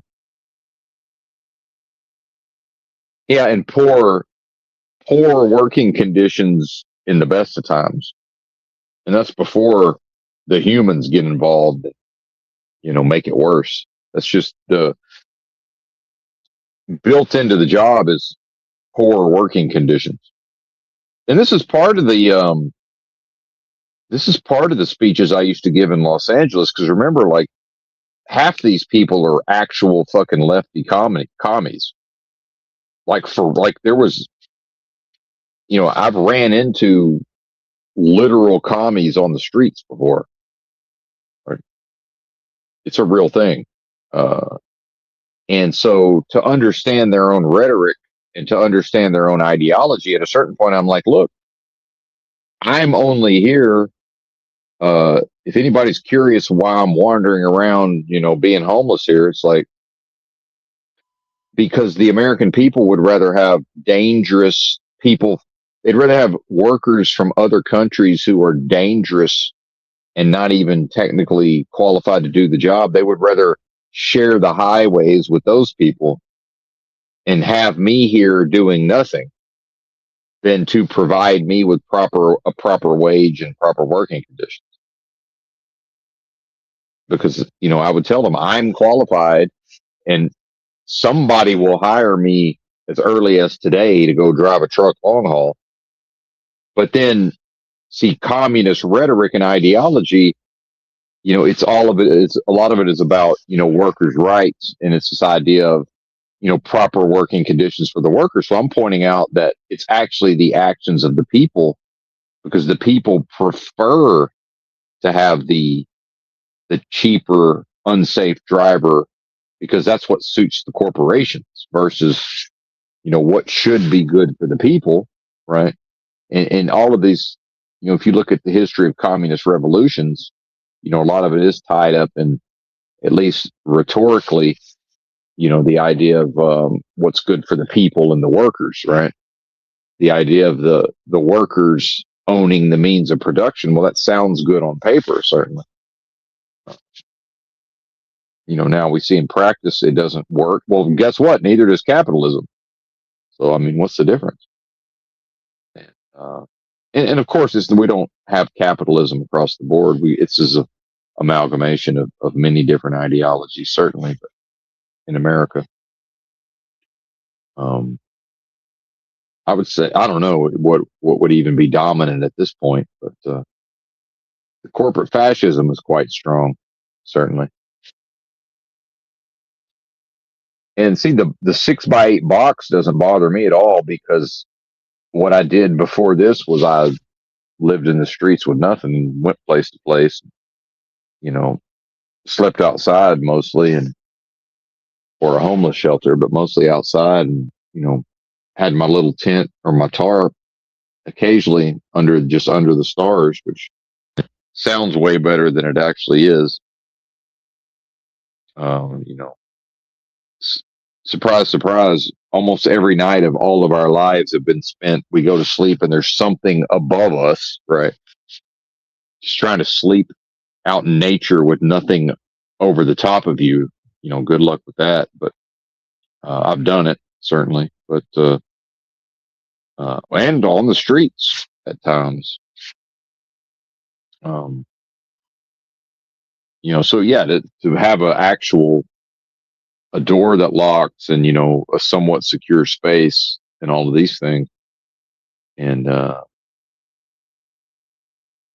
just something simple like, oh, you think you're going to go sleep outdoors? It's like, well, are you planning on having food? They're like, well, what do you mean? Well, if you have food where you sleep outside at night, the local animals are going to come pay you a visit. So Benton's way of not having visits from the local animals was to not have food with him at his campsite. Yeah, please treat me like a human. Well, I think we are treated like humans. It's just that to be a human is not what they told us it was. See, I think, this is my opinion, I think that we are treated like humans now. And it's that what we've been taught to believe it means to be human is not what it means to be human. And that to be human is not desirable in any way, in my opinion. I'm not seeing it. What are the benefits? And why is so much of the rhetoric, and why is so much, and I'm abusing that word for some reason, but why is so much of the indoctrination tied up with how great it is and how rewarding it is to be a human, and this idea that built into humanity is all of this generosity and empathy? It's not. It's performative bullshit lies. I don't see. I got to see it. I got to feel it. I don't see it. I don't feel it. Do you? Are you honestly telling me that you leave your house and you actually feel like you're interfacing with loving, caring, tolerant, accepting beings? Or are they psychologically controlled and they're being operated by proxy based on status quo, social contract, conformity to peer groups? And as long as you conduct yourself like human beings have been taught to conduct themselves, then people pretend to have empathy towards you, to tolerate you and accept you. They pretend, they do it performatively, right? which can't ever be love. Love doesn't know how to conditionally perform. Love doesn't know how to withhold itself, right? It only knows how to express based on its own nature. That's all it knows how to. It doesn't know how to do anything else than that. Right? And I would say that's how the human experience, so called, has come into being. And within this delusory realm, it's based on the lack of love being a. So to take love literally and symbolically, put it in the dead human flesh, and now subject it to these various emotional, psychological, physical, spiritual processes, right? While mind controlling it and having it believe a bunch of lies as much as possible. Like, what's humane about that? And furthermore, if that's humane, probably what we've been taught to view as humane is probably the inverse, see, an inverted world. So now we see why there's been so much of an onus put onto selling the idea of all of this. If it's so wondrous and fantastic, why are they putting a sales job on me? If everything's so lovely, right? And just this base level of the wonder and splendor of humanity, it's not true, and it's never been true, and it's never going to be true unless specific conditions are met that I don't see how that would happen. But anyway, I'm going to start eating some of these blueberries, so please bear with me. How rude.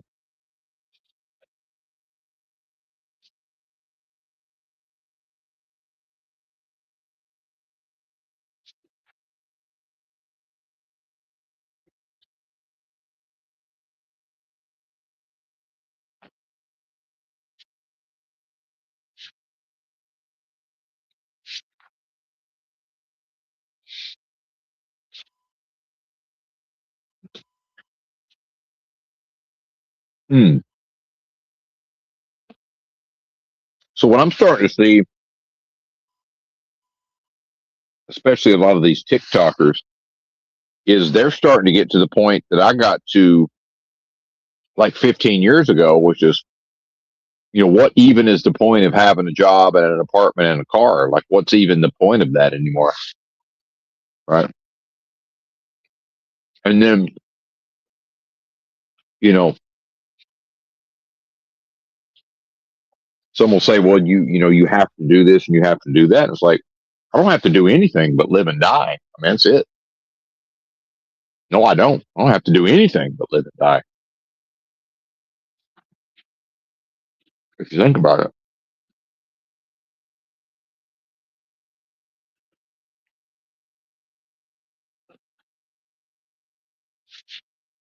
So again, what's the point? I think a lot of people are figuring that out. What is the point? Why bother in the first place? If there's nothing in it for me, why continue to do all of this? It's like, well, because most people don't know any other way. That's why. What are their options, realistically speaking? Which is to say, effectively, they are slaves. Effectively. It's a de facto enslavement to these systems, right?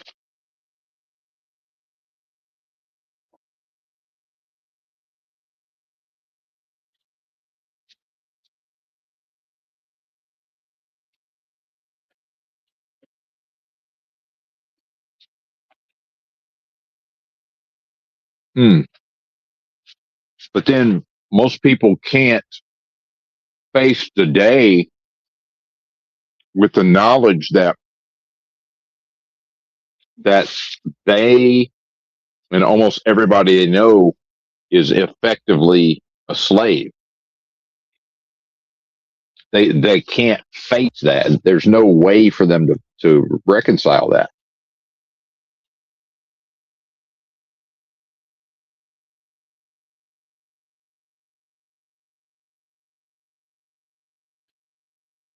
So for myself, a lot of this process has been, well, I trust me. I trust that I will figure it out. Right. You know, if some of this, spiritual type stuff has any validity, there has to be something in me that's capable of coping, left to its own devices, which I've found to be the case. But that's not accessible unless the being is willing to trust, right? There has to be that trust there.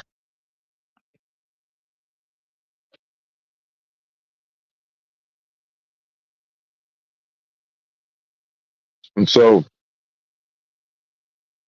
when I accuse the populace of cowardice and lack of courage, well, what causes them to not be able to access courage? It's that they can't trust enough to actually take a so-called leap of faith. They won't trust, which is because within the confines of how society operates, society can't provide trust. Doesn't know anything about it. There is no trust.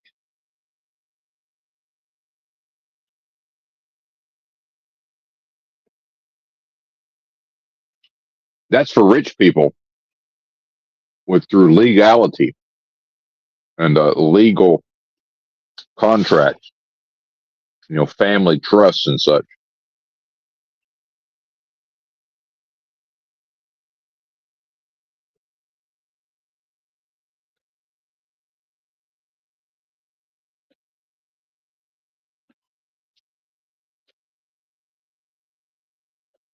Yeah, exactly. People living in their RVs full time are finding it rough also. Yeah, exactly.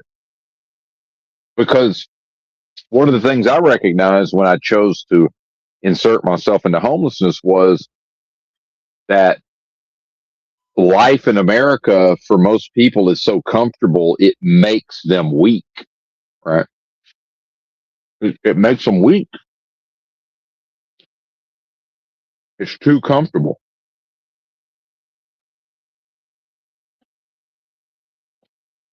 And that weakness, that's what causes people to be able to come here from developing nations and they will happily drive a truck, you know, outside the scope of the law and do, and again, that's the American dream to do more for less. They'll drive way more miles under way worse conditions than I will for a third of the money and happy, right?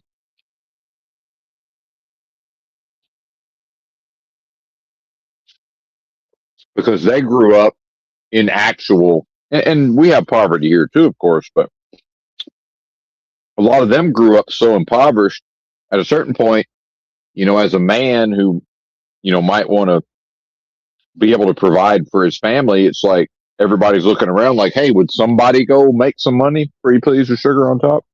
Just go make some money. It's like, well, can't do that in Guatemala, so off to America I go. Right.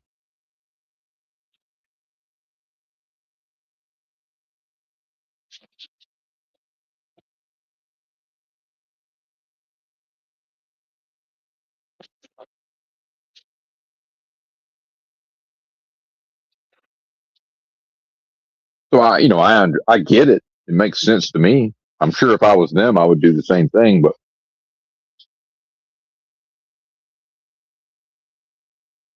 and again, back to human experience. Why is it? Why does seemingly every human have such a powerful attraction to money and being able to buy shit? Because ultimately, you know, would it really be that difficult for the men of a developing nation to go to America, drive a truck for however many years, you know, and then to send enough resources back home to where at least their kin can live comfortably for a time, right? So is that the motivation, right? Or, you know, is it really a deprivation of, we want cars, we want, uh, we want the life that we see on television. We want the life that we see on social media. You know, we want what the system promotes. And America is the vanguard of that, right? America is the cool people. America's the cool kids, right? Uh, we get all the cool shit. And now there's some exceptions, but it's typically Hollywood leading the way, right? So what is it about the human that has such a high level of attraction towards these things? But then people will just say, oh, well, you got to feed your family. It's like, well, that's not the standard. The standard is we want to have certain type of clothes. We want to have streaming services. We want to have technology. We want to have a certain type of vehicle. It ain't putting food on the table. Because if that's the standard, it's pretty fucking easy to get enough calories and enough nutrients to sustain the life of your family. Can we all just face the reality that that is not that fucking hard? If you cut everything else out, right? If you live in the most affordable place you can find, right? Or an RV, see, now you're roughing it, right? How much is a 50? Yeah, I understand there's inflation. How much is a 50-pound bag of rice?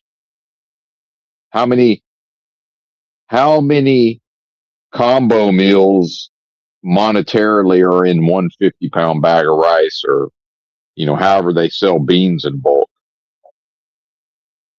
And, then you get into the idea of, poor folks, sackcloth. Well, what was sackcloth? That was the fucking bulk rice and beans, right? The bulk food items. And then people so impoverished that they used the sackcloth to make clothing. Well, they fed their families, didn't they? So now we see that idea of feeding the family, that's the rhetoric of the system. For the systems, that doesn't serve the person. That serves the system that says, well, we need you to go out here and buy all of these products. We need you to go out here and buy all of these services. And so when I got talking to that fellow from the Congo who's in the process of getting rich or trying to get rich, get rich or die trying, but he thinks he's doing it to provide for his family. And so, which he is in part, but probably he could have stayed his ass in the Congo and figured out some kind of way to, have his family live in a house and eat food. I mean, why haven't the people of the Congo died out entirely, right? It's the fact that there's still people living there proves that it's possible, does it not? No, it's because he wants to provide all of the trappings of the modern world to his family, and then he wants to be able to enjoy it, and he wants to be able to be viewed a certain type of way, some, big shot on some level, but which is fine. But at some point in the conversation, he's trying to make it seem like trucking is such an important job because people need all of the things that are in the trailers and the trucks. And I'm like, what are you talking about? At least 50% of this stuff is total garbage nonsense that if none of it was ever produced ever again and then none of it was ever shipped, it would probably be better for everybody. I said, at least half of this stuff is just complete garbage that nobody needs. Like, what are you even talking about? But psychologically, in order to have it appear like, it's everything's all above board and it's all for the benefit of humanity. No, it's not. Now, it probably is for the benefit of humanity. It's just humanity's not this wondrous, rewarding, you know, just great, wondrous experience like we've been told. It's not. Oh, yeah. No, that's what I'm talking about, too. Yeah. Well, yeah, I understand what you meant, bulk hungry. I just also was making a larger point as well. But yeah, definitely treated like scum for sure. Absolutely. 100%.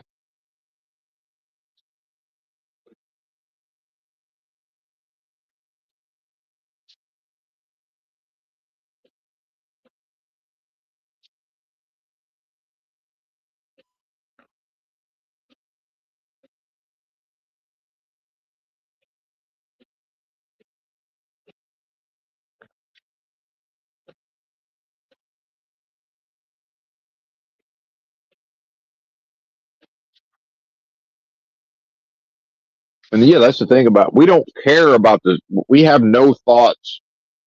You know, humans prove through their behavior they don't give a flying fuck about the plight of other humans. We just don't care individually, right?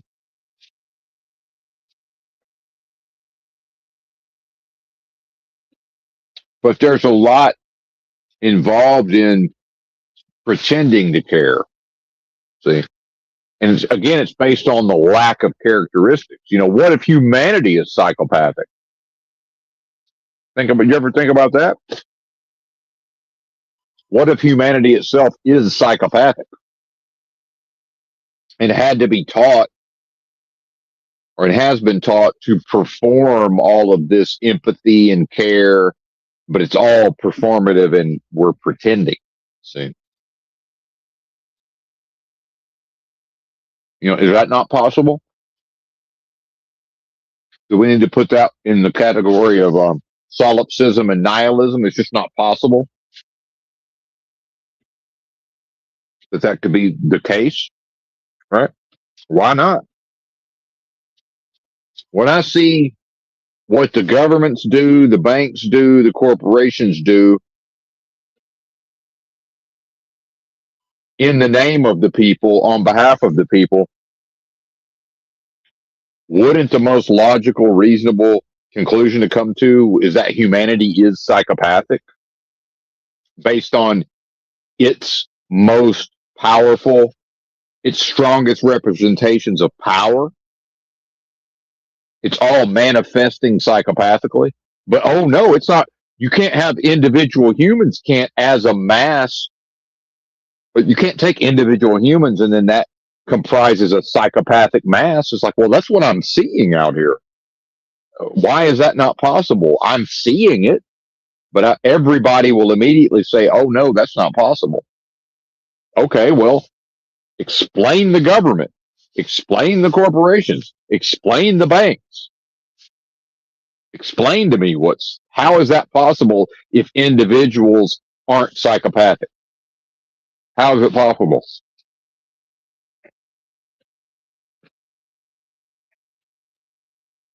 Hmm. Well, yeah, I know you're laughing at the idea of what if, but the point, and I understand, I know you're with me on this, but not that it matters if you are or not. But what I'm pointing out is that humanity's own view of itself is inconsistent, or what? Incongruous with what is actually seen in society. They don't jive. It doesn't add up, right? And so the human starts with the assumption that humanity is caring, humanity is loving, humanity is generous by default. And I'm like, where is the proof of that? I don't see that. I don't see that anywhere. Like, what are you talking about?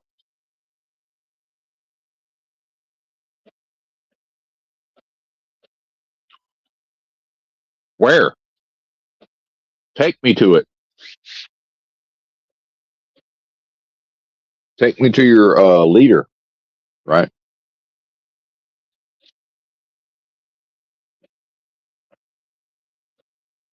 Hmm. Where is that a place I can go to? The land of love, tolerance, acceptance, right? Can I go there? Where is it? Hmm. And so what will happen is I will immediately be gaslit, right? immediately people will, and I don't mean the audience or the listeners over here, I just mean broadly speaking, it'll be like, oh, well, it'll be some version of you're the problem. It's like, well, how can I be the problem?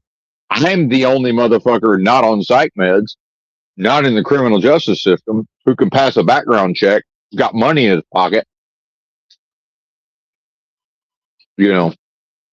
isn't in debt up to his eyeballs. I know I'm not the only one. I'm just saying everybody accusing me and trying to get me to internalize spiritual attacks is on psych meds. They're in the criminal justice system. They've got, they're overextended on credit and they're broke. But I'm the problem. It's like, what are you talking about?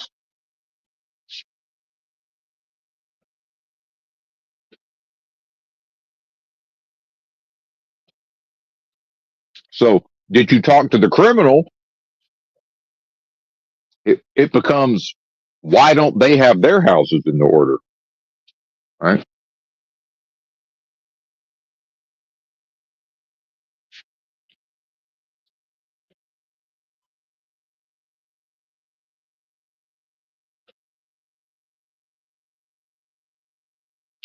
So, to make it a little personal, like with the truther dynamics, and part of the reason I don't involve myself in these panels really anymore, part of the reason, but there's been some personalities that have, been dominant in the truth community at times. And one of them that gets brought up is this TBE, or Toilet Bowl Earth. And he's one of the strongest people who will accuse and point the finger and interrogate. His life's a complete shambles. His life is a complete wreck, right?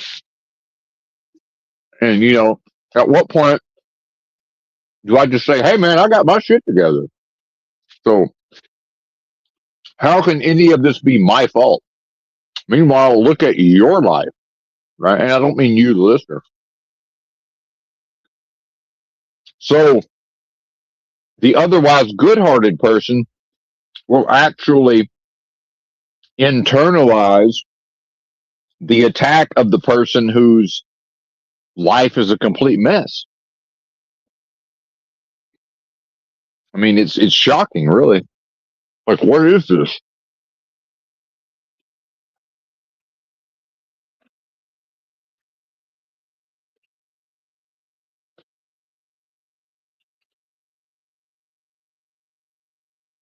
It's like, yeah, I also used to spiral out. Guess what? I figured it the fuck out and I knocked it off. And I don't do that anymore for the most part. Oh, look, Benton used to drink way too much. Yeah, and then I figured it out and I knocked the fuck off. Right? But this ain't rocket science, man.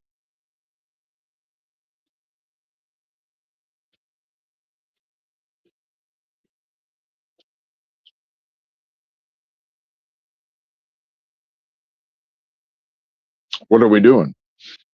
And I know there's no we, but just rhetorically, what are we doing? It's total insanity. Total insanity.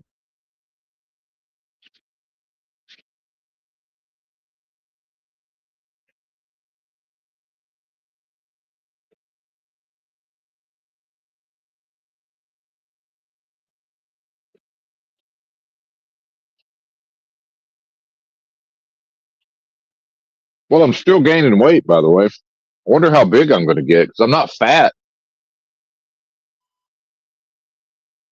I guess my digestion has gotten good enough where I must be absorbing the vast majority of the calories and the nutrients because I'm still gaining. I'm up to like 155 pounds, I think. But I'm still fitting in my 30s. I mean,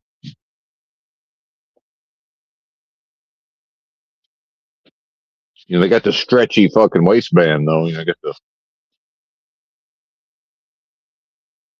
So I don't know. They didn't stretch. I don't know if I'd fit into them. We're technically in them. They're not too tight.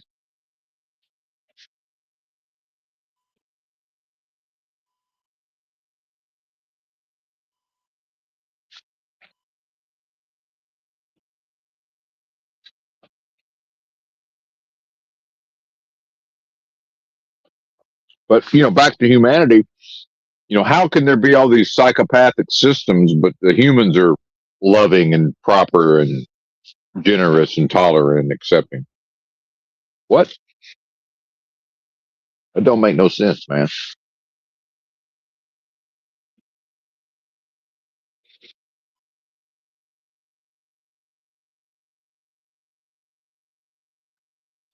Yeah. Defend the indefensible. There you go. Yep. I like how you said that. Defend the indefensible, justify the unjustifiable, and deny the undeniable. Exactly. That's what it is. A never ending series of victories over one's own mind and memory. And in order for that to happen, I also have to be wrong from their perspective. Like, yeah, I can respect somebody else's right to be wrong, but why do I have to be wrong in the process of that? How come if I, conclude that, if I come to the conclusion that, you know, humanity is not what we've been told it is, and in fact it's psychopathic and has all these negative traits. Why does there have to be something wrong with me for coming to such a conclusion? Right? It's like, well, if it really was what we've been led to believe that it is, why would anybody care what I have to say about it? Or is it sort of an emperor wears no clothes situation? It's like, hey, man, we all know how psychopathic humanity is. Just could you please stop talking about it? It's like, oh, I'm the problem. Did you talk to the criminal? Once again, don't go talk to the psychopath.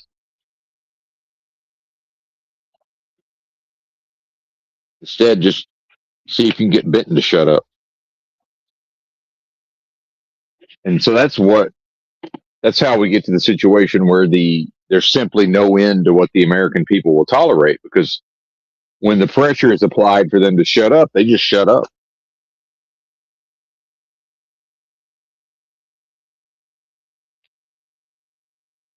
Here, be quiet, play some video games, watch your Netflix, go back to sleep. Cowards, in other words. And that's fine, because if what I am is courage, then that's on them if they're cowards. It's like, well, um, guess what? In the final analysis, I never knew them. I don't know who that is. Who is that over there? I don't know, man. I don't recognize them.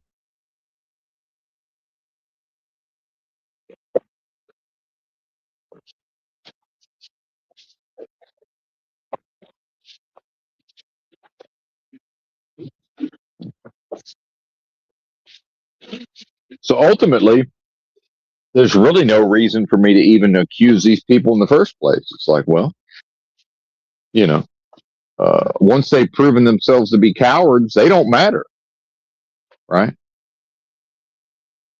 And you can't attack me and call me a coward. It's like, motherfucker, I'm out here actively not paying fucking federal income tax, and I'm talking about it on the internet. They're welcome to come pay me a visit anytime they want. I'll say, here, are you here for the dead flesh? I'm sure they have access to my account. I just figured if y'all needed my money, you'd take it out of my account. And, the accusation will be like, well, you're supposed to, file an income tax return. Oh, yeah, I don't do that. What do I get? Why would I file an income tax return? When did I agree to do that? Right? When my parents signed me up for a Social Security card when I was 7 years old or whatever? Is that when I agreed to do all of these things? When I was 7? Life is a breakfast cereal. Mikey likes it. I don't know, man. Let's go get somebody produce. Anybody got a box of Life breakfast cereal? I could be like Christ saying, produce a coin. Hey, produce a box of Life breakfast cereal with Mikey on it. And I'll point to an 8-year-old Mikey and say, does that look like somebody who can enter into a legally binding contract to you? Right? Because that's who apparently agreed to file an income tax return. Motherfucking Mikey from the Life cereal box. Right? What do you want from me? I'm what Mikey grew into in this motherfucking heaven or hell realm, presently manifesting as a hell realm. Right? And it's only a heaven or hell realm because apparently the being can travel to either place from here. This is like a crossroads, as far as I can tell. But like, when did I agree to file an income tax return again? When my parents signed me up. Oh, so some biological matter with a heartbeat and with a pulse, breathing oxygen. This biological mass, this goop, right? This dead flesh left my mother's womb, and everybody talks about the miracle of life and God, air quotes, so-called God loved us so much and all of this nonsense. It's fucking nonsense, right? Oh, but now you're an atheist. Like, what? What do you mean? Oh, I got to be an atheist because I'm talking about that this can't possibly be a loving God did this, right? A man in the sky with a dick and balls, and he's up there. So that means if I look up, am I looking up his motherfucking? Is he got a loincloth? Did he gird his loincloth, or am I looking at his junk from down here? Right? I mean, I'm being serious. This realm has a sense of humor, and it's a sick, twisted sense of humor. It's mockery every step of the way. It's mockery and ridicule. Why is that? Because what I am is the way, the truth, and the life. See? Mikey from the Life cereal box, that's the symbolic representation of everything good, redeemable, perfect, righteous. So, isn't that when the majority of Americans, they've already got a Social Security card by then, right? And a Social Security number. And so the biological matter, enters into this matrix, the dead flesh, with apparently an individuated spark of divinity, which again, now we're in delusion because this ain't even possible. But, this idea of, this little light of mine, I'm going to let it shine. And now it's, the systems are already in place. And then so the child represents blessing. Okay, well, let's teach this being how to behave like the rest of the slaves and to treat their own blessing as if it were a curse. Blasphemy in the Holy Spirit, by the way. Oh, but humanity's not psychopathic. And so the parents who were sacrificed to Moloch's machine of industrial and post-industrial society when they were babies, now what are they taught? Well, be fruitful and multiply. That the number one thing a human can do is to make another human, right? To replicate. And so the next thing you know, they've found a partner of the opposite sex. And now here comes little Bitten. And okay, so sacrifice to Moloch, and Moloch's machine of industrial and post-industrial society, indoctrinated, taught how to be a corporate addressable unit, so that the economy can function, and the function of the economy is to make rich people richer every new moment into perpetuity, and it never fails to achieve its purpose. So now we see what the human sacrifice is. It's to be enslaved to a system that primarily functions so that the wealthy people, because they have historically served evil and served these systems to the highest degree, these systems of enslavement. Now, each of the little, now Mikey from the Life cereal box, we got to coach him up on how to properly serve his evil masters, and that they're only in charge because of how thoroughly their bloodline has served evil, or proven useful to evil at least. So tell me again how I'm somehow to blame for not. Guess what? I don't think anybody should pay taxes. Meaning, I think what the government does with the tax money is mostly immoral.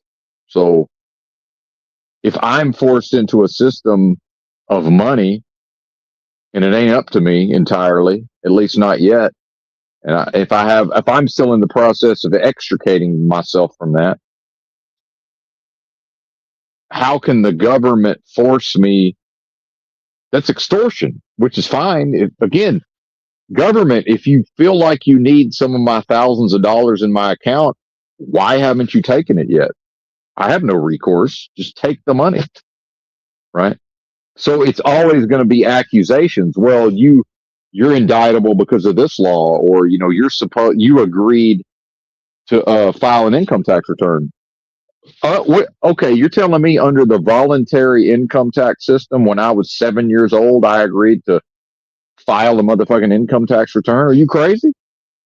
I never consented to that, ever. Now, under W-2 employment, or when they signed me up for this 1099 job, whatever tax documents they submitted to the government that I signed my name on, the government can try to say, "Oh, well, you agreed to this." I'll say, "Well, that was under duress.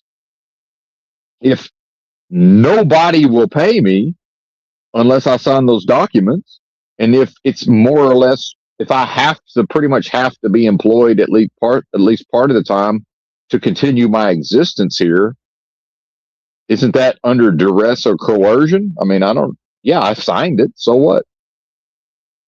And so in a system of fraud, right, where the systems themselves are fraudulent, how can Benton ever be held to account because he didn't do things properly? He didn't check all the boxes. See, it doesn't even make sense. I don't think anything's going to happen. Just my opinion. I think I'm not going to pay a motherfucking dime. And at some point, they're going to start asking my employer, like, "Hey, why isn't this guy paying his taxes?"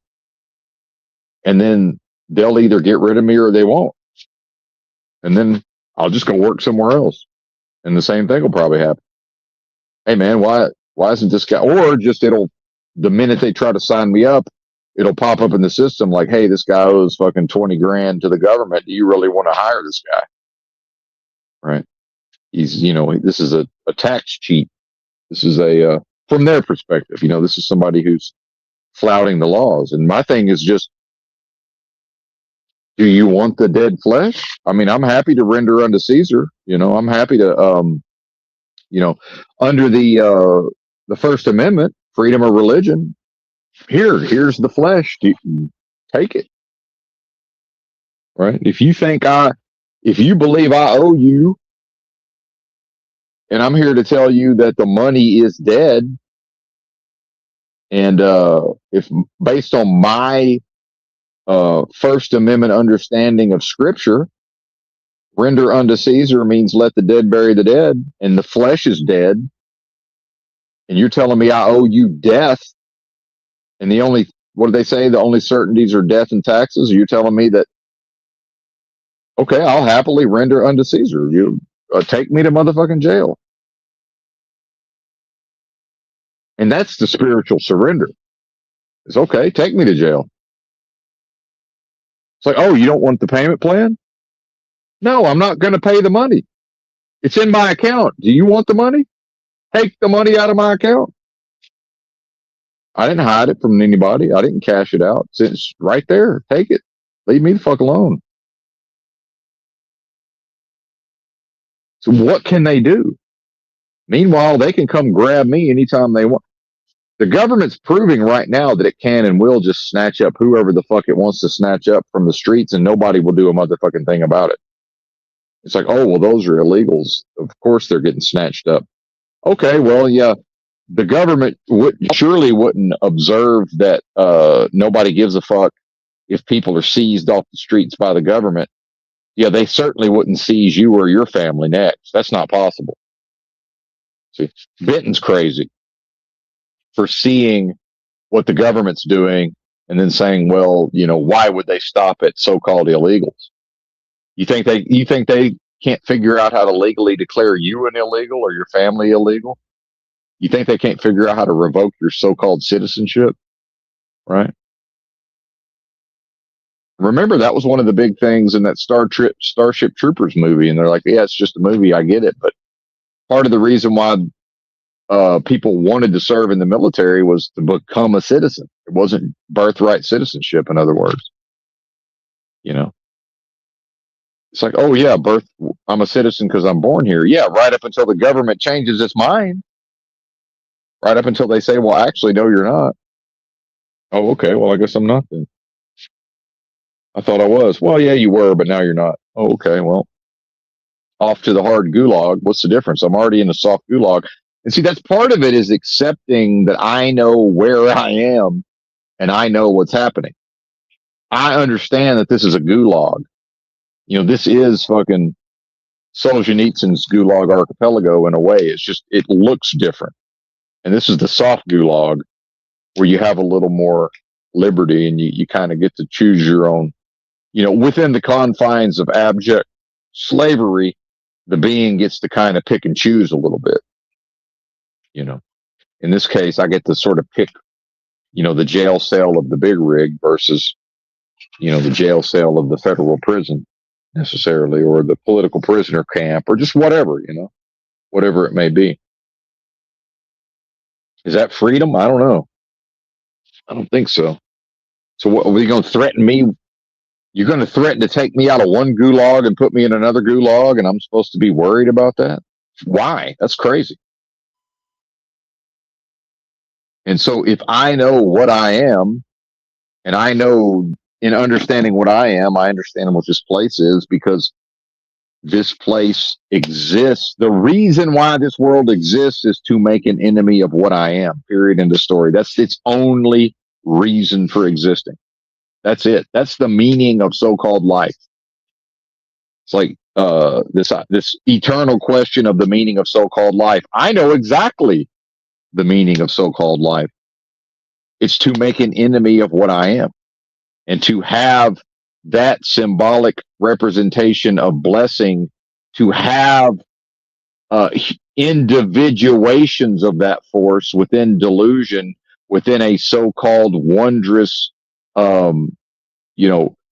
just fantastical, magical human experience, to have them behave in ways to treat that divine blessing as if it were a curse. That's the entirety of why this place exists. Everything else is just besides the point or in service of that. So what now?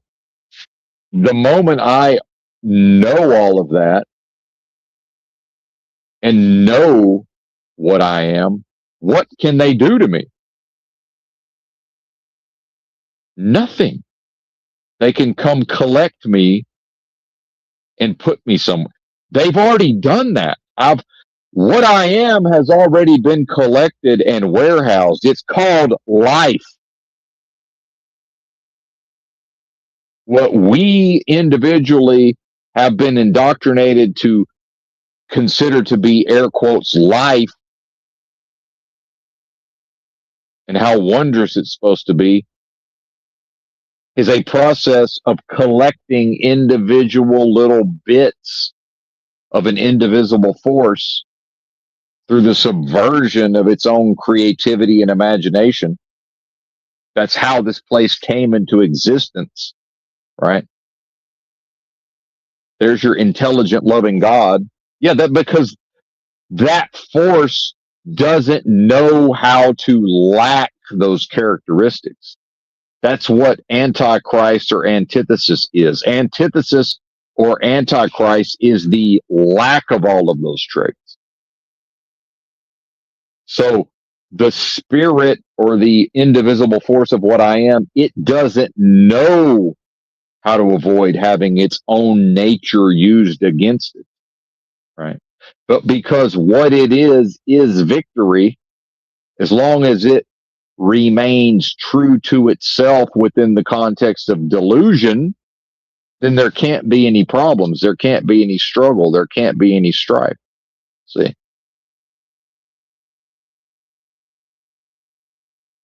And so the struggle is created indirectly by the psychopathic systems via the subversion of the creative force of what I am. That's how this operates.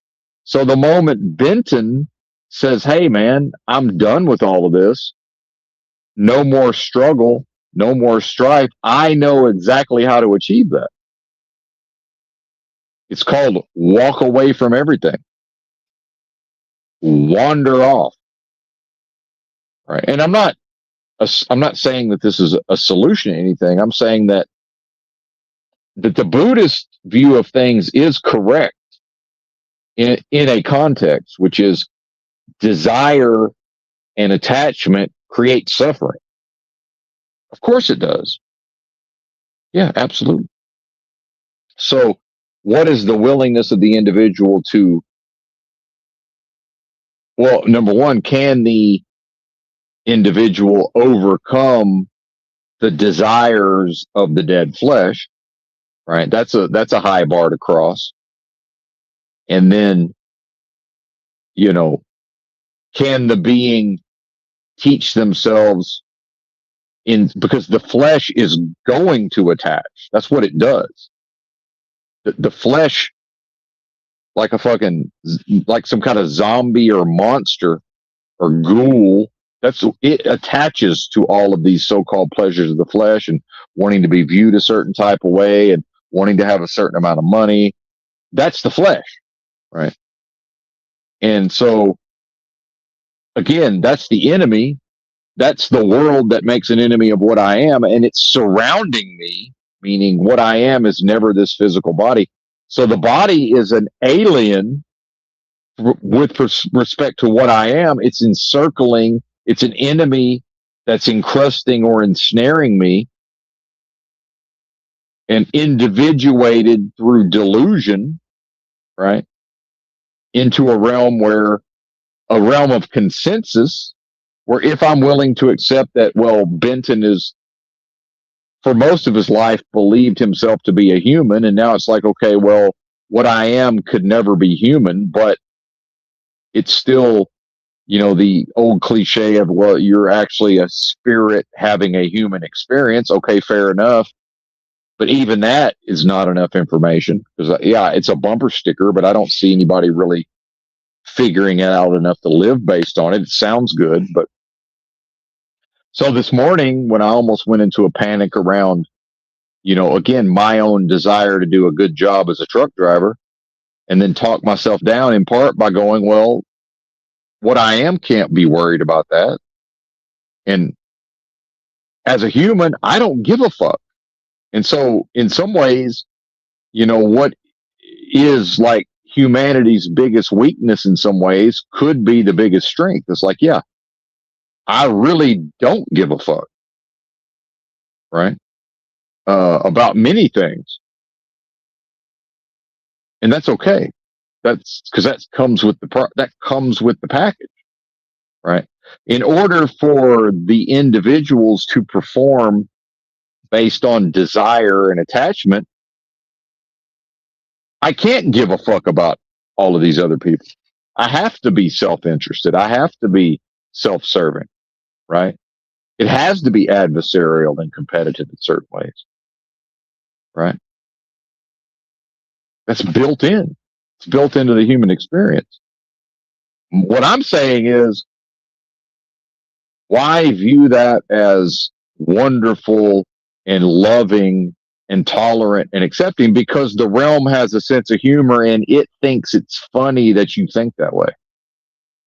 Seriously, the realm thinks that's funny.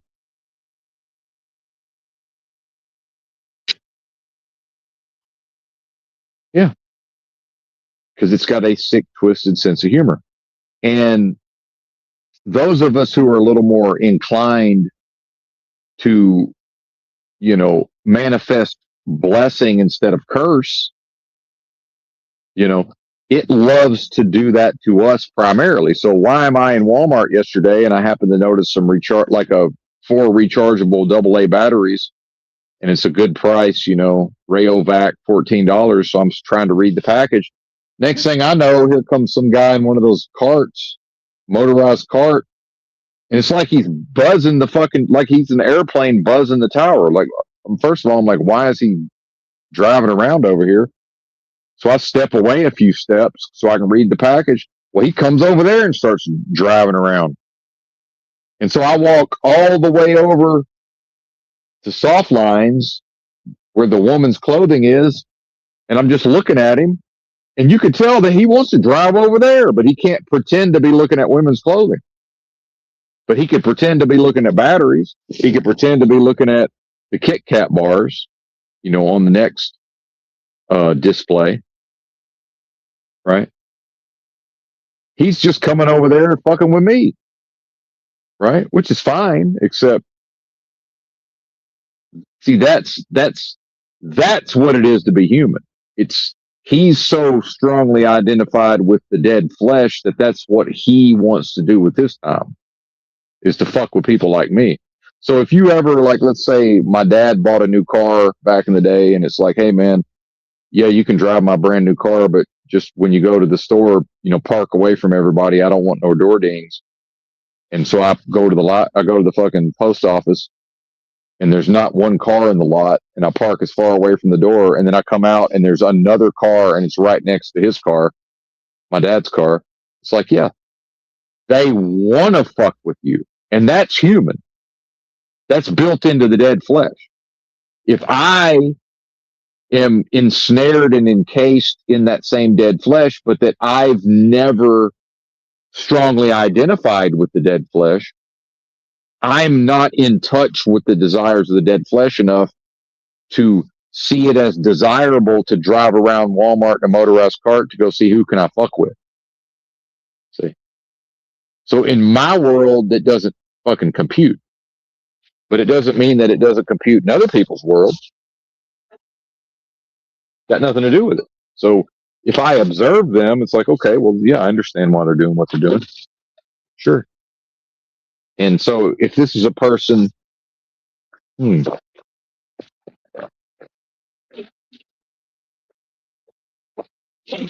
this is a person who's serving evil to the extent that they're capable of serving evil, and then they apply for Social Security disability benefits, and they get a check from the government, and then maybe they served in the military just long enough to get VA disability, right? And you just see these people, and I'm like, how do these people live? How do they all have houses, enough money to feed themselves? They don't have jobs. It's because they're serving evil at a level. They've figured out how to give the evil psychopathic system what it wants to see, and they're serving that. And if that means they chase me around the motherfucking Walmart in a motorized cart, and that the realm thinks it's funny, well, here's your $800 a month apartment paid for. Here's your Section 8. Here's your food stamps. Here's your disability. Now carry on. Right? Serve evil. And so who is persecuted? Who is targeted? It's the beings who have the highest capacity for even in their own ignorance, or manifesting based on some knowledge of what my true essence is, right? So when I see these street level drug addicts, at a certain point, it became obvious to me that for somebody to end up on fucking at Alvarado and Sixth, right, and getting mad because Benton's live streaming, like I got attacked on live stream, but for somebody that, when I'm looking at all these junkies, it's like, yeah, they are under maximum spiritual attack every day of their life since they were born. Why? And who's spiritually attacking them, in service of what, and what do they get out of it? Right? Because yeah, you can say, oh well, bootstrap, and they could have done this and they could have done that. Sure. And so could the drug addicts in your own family. Right? There's nobody on here effectively who doesn't have somebody in their family addicted to drugs or alcohol or whatever.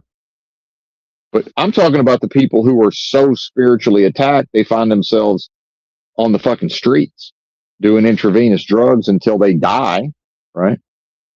These probably are the people who are, and again, that's not even survivable. How are they not dead, right? If you just look at how they're living, like, how is this even possible? How strong is their spirit, right? And what is the system? Why is it attacking them in particular? And so when we look at some of these horrific, child abuse cases, and I can't even, I was taking in quite a bit of that content for a while, and now I just have to make myself not listen to it. It's just, it's too disturbing. But,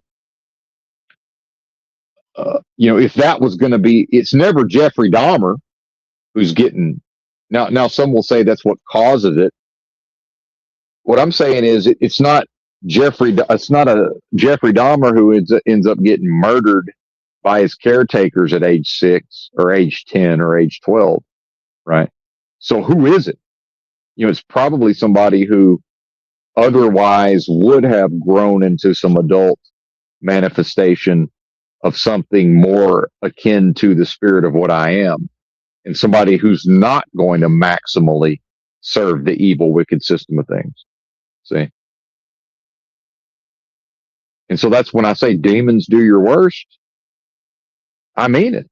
Do your worst. And that's partially the Christ story is, hey, the idea of Christ dying for the sins of the world, that's a mockery. That's not possible, folks.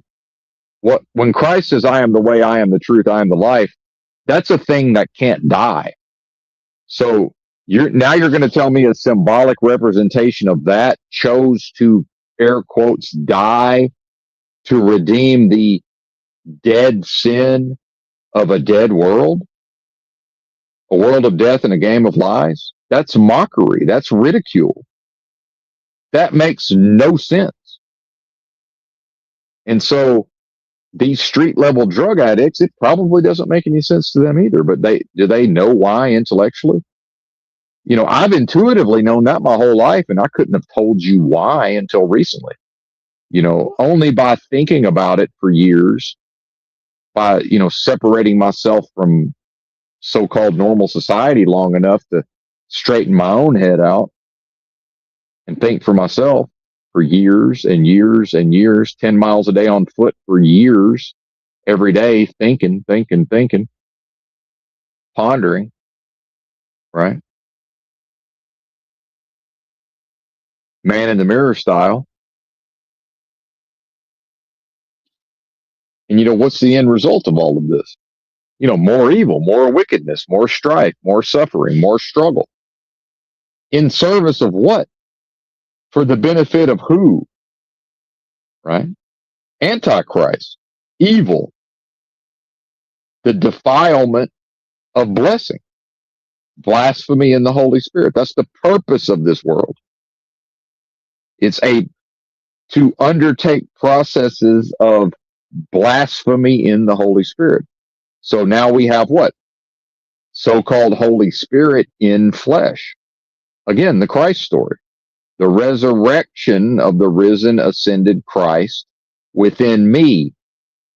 Jesus Christ is Lord of what? Power over the power. Go ahead and take the way, the truth, and the life and put it in the dead flesh, insert it into the dead flesh and see what happens. That's the story of Christ. This is what happens when you take the spirit of what I am and you put it into the dead flesh in a world of death and a game of lies. It doesn't then rule an army and conquer death and to take over a realm of death and to reconcile and wage war and vengeance upon death. No, it treats death like the nothing that it is. By saying, yeah, render unto Caesar, let the dead bury the dead. These are the lovers of death. Let them have it.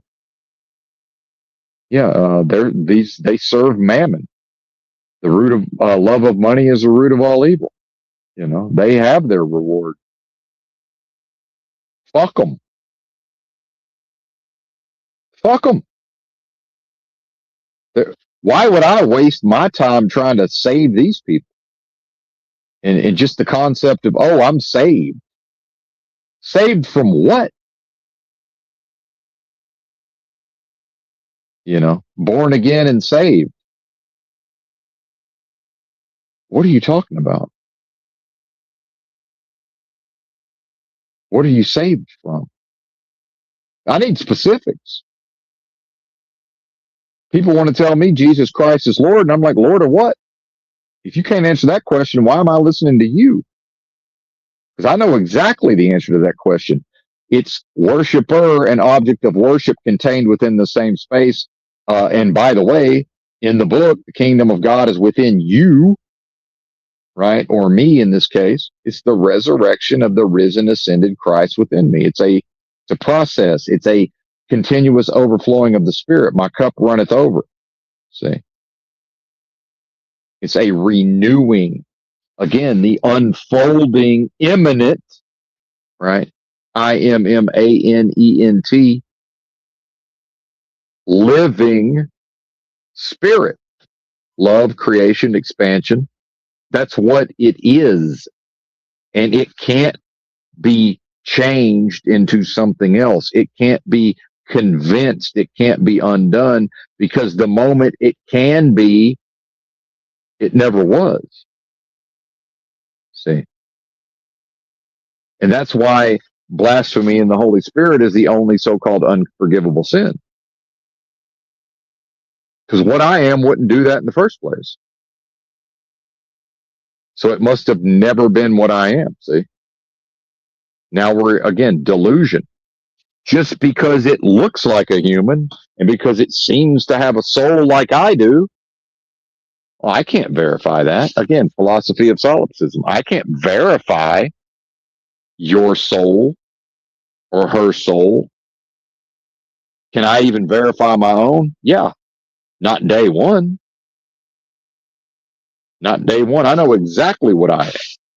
And it wasn't a fake it till you make it. It's an uncovering. See, it's the uncovering of something buried deep. Right. And why is it buried deep? Because the world of death and via these games of lies, after my parents sacrificed me to Moloch's machines of industrial and post-industrial society, taught me how to bury that blessing. See, taught me how to cover it up and be ashamed of it in some ways. Right. It's all learned behavior. See, and so that's the reason for employment. That's the reason for money.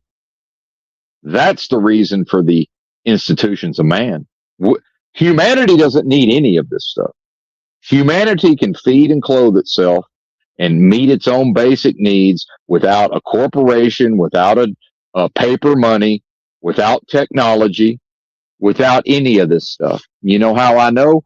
Because at one point, there apparently was not such. And then humanity managed to exist long enough to either be given technology or to figure it out for themselves, or a combination of both. Now, maybe that's not the case, which is even more evidence of the more computer simulation aspects of the place, right? Maybe it is just a hard reset and it resets into, an earlier version of civilization, but there's always, some measure of consensus level society happening. And there's always, some some at least rudimentary version of technology, right? Instead of this idea of, man crawling out of the goop or whatever, which may still be the case, just biologically. Don't know, don't care. Thankfully, Benton lacks the IQ to even figure that out in the first place. Thankfully, right? There are benefits to being an actual layperson. What's up, Joe Moore?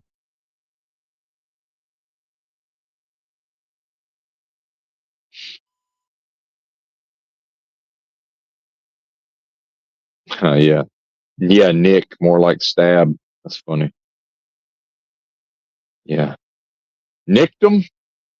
Yeah. Wrecked him, damn near killed him. Right. That's a good one.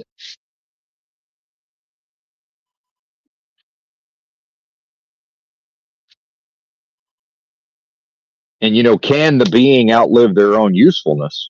Right. Because what did Christ do in the story of the Bible? Uh, Christ apparently underwent his own process on behalf of himself. Right now, did it later get bastardized into, you know, people piggybacked off of Christ and created a church and all of this? Sure, but as far as I can tell, Christ, in the context of the story of the Bible, did what he did for his own purposes and proved his points. And what did he do afterwards? He got the fuck up out of here.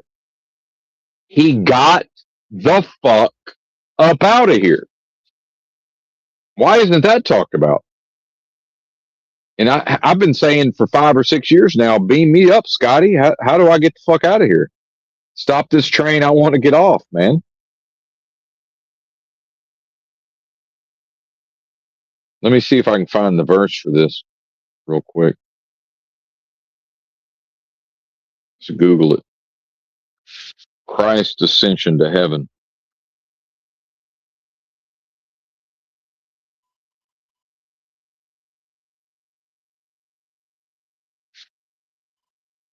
The ascension of Christ is a Christian belief that Jesus, 40 days after his resurrection, ascended bodily into heaven, signifying the completion of his earthly mission, his return to divine glory, and his enthronement at the right hand of God. Again, this is still within delusion. If you got if you have these divisions within the spirit of what I am, then that's delusion. This is an indivisible force. See, so we're still within the context of delusion. From where he sends the Holy Spirit to empower his church. See, now this is live. What do you mean empower his church? So you're telling me the man was here and then he left to go hang out at the right hand of God, and that empowered what I'm supposed to accept as his church. Wouldn't the man have just stayed here? Why did he go up there? So you're telling me that part of the reason he bodily fucking floated up into heaven apparently was in service of what is referred to as his church? That doesn't make any sense. Hey man, let me go float up into the sky so I can hang out next to the big fella so I can serve y'all. Huh? The hell does that mean? Are you crazy?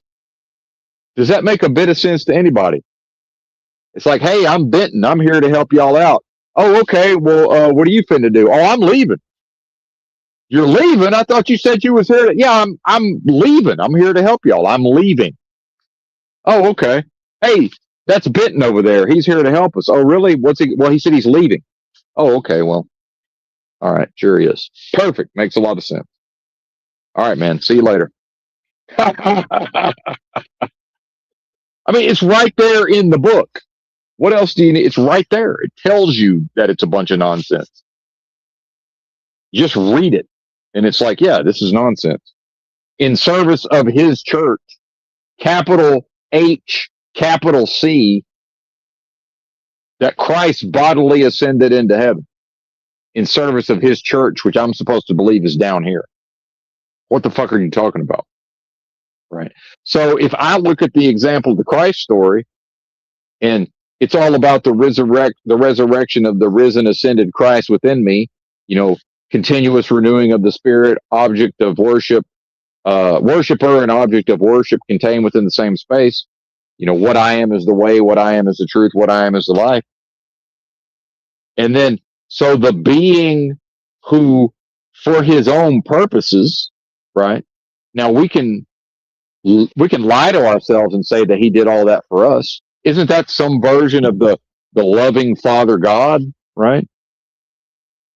What? So whatever I am was just having a good old time somewhere else. And then because a Father God loved me so much, the next thing you know, I'm being birthed through my mother's birth canal. I'm entering into this place. And now I'm trying to run around and serve a bunch of corporations enough to get my hands on some green pieces of paper so I can feed myself and, keep up with the Joneses and have a smartphone and do all of these things. Does that make any sense to anybody? And then, you see what I'm saying? It's like, well, you could have just left me the fuck alone, probably. Right. So I'm not buying this notion of, just God, loved the world so much and all of this. The dead world, God loved. So you're telling me the Bible says all they that hate, air quotes, so-called God love death, but God loved the world so much that he sent his only begotten son, whatever that's supposed to mean. So what? For in service of a world of death and game of lies. And then, so Christ supposedly died for the sins of the flesh and the sins of this world. And then 40 days. So he showed and proved a victory over the dead flesh, and then came back, proved it, hung out for 40 days, and then levitated up into the sky, apparently, in service of this world, for the betterment of this world. What? And in service of his church, according to Google, by what? Coming here and then leaving here in service of a church that didn't exist before he got here. Okay. You'll forgive my skepticism. Right. So if I'm going to follow the example of Christ, and if I know, that I have facilitated and uncovered and walked and continue to walk this righteous, perfected path that lies within, at what point is it just like, yeah, okay, I proved it, I showed it. Now, can I go ahead and can we make with the levitating, right? Okay, we're done. Why am I still here? Stop this world. I want to get off. It's like, why do I need to keep driving a truck?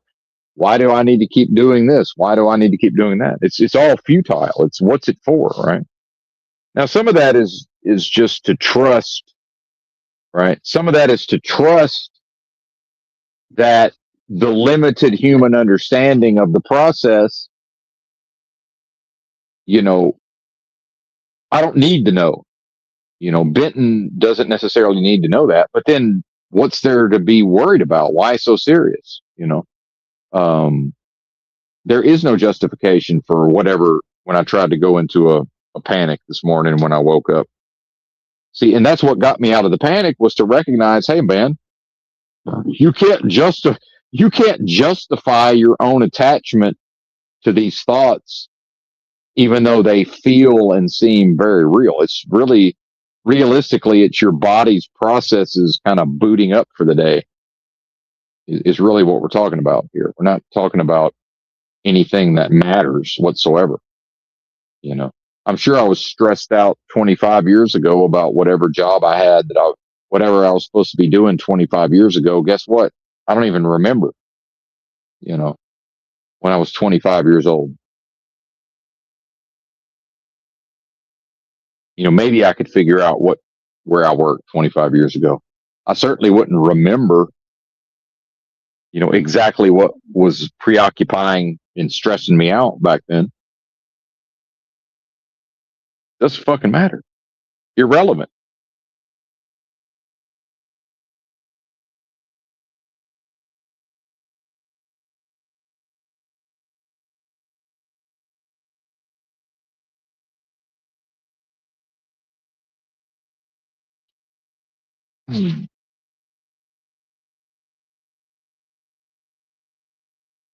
Anyways, I just remembered I have a watermelon to eat, and I'm down to 28% battery. So thanks for watching. Bye.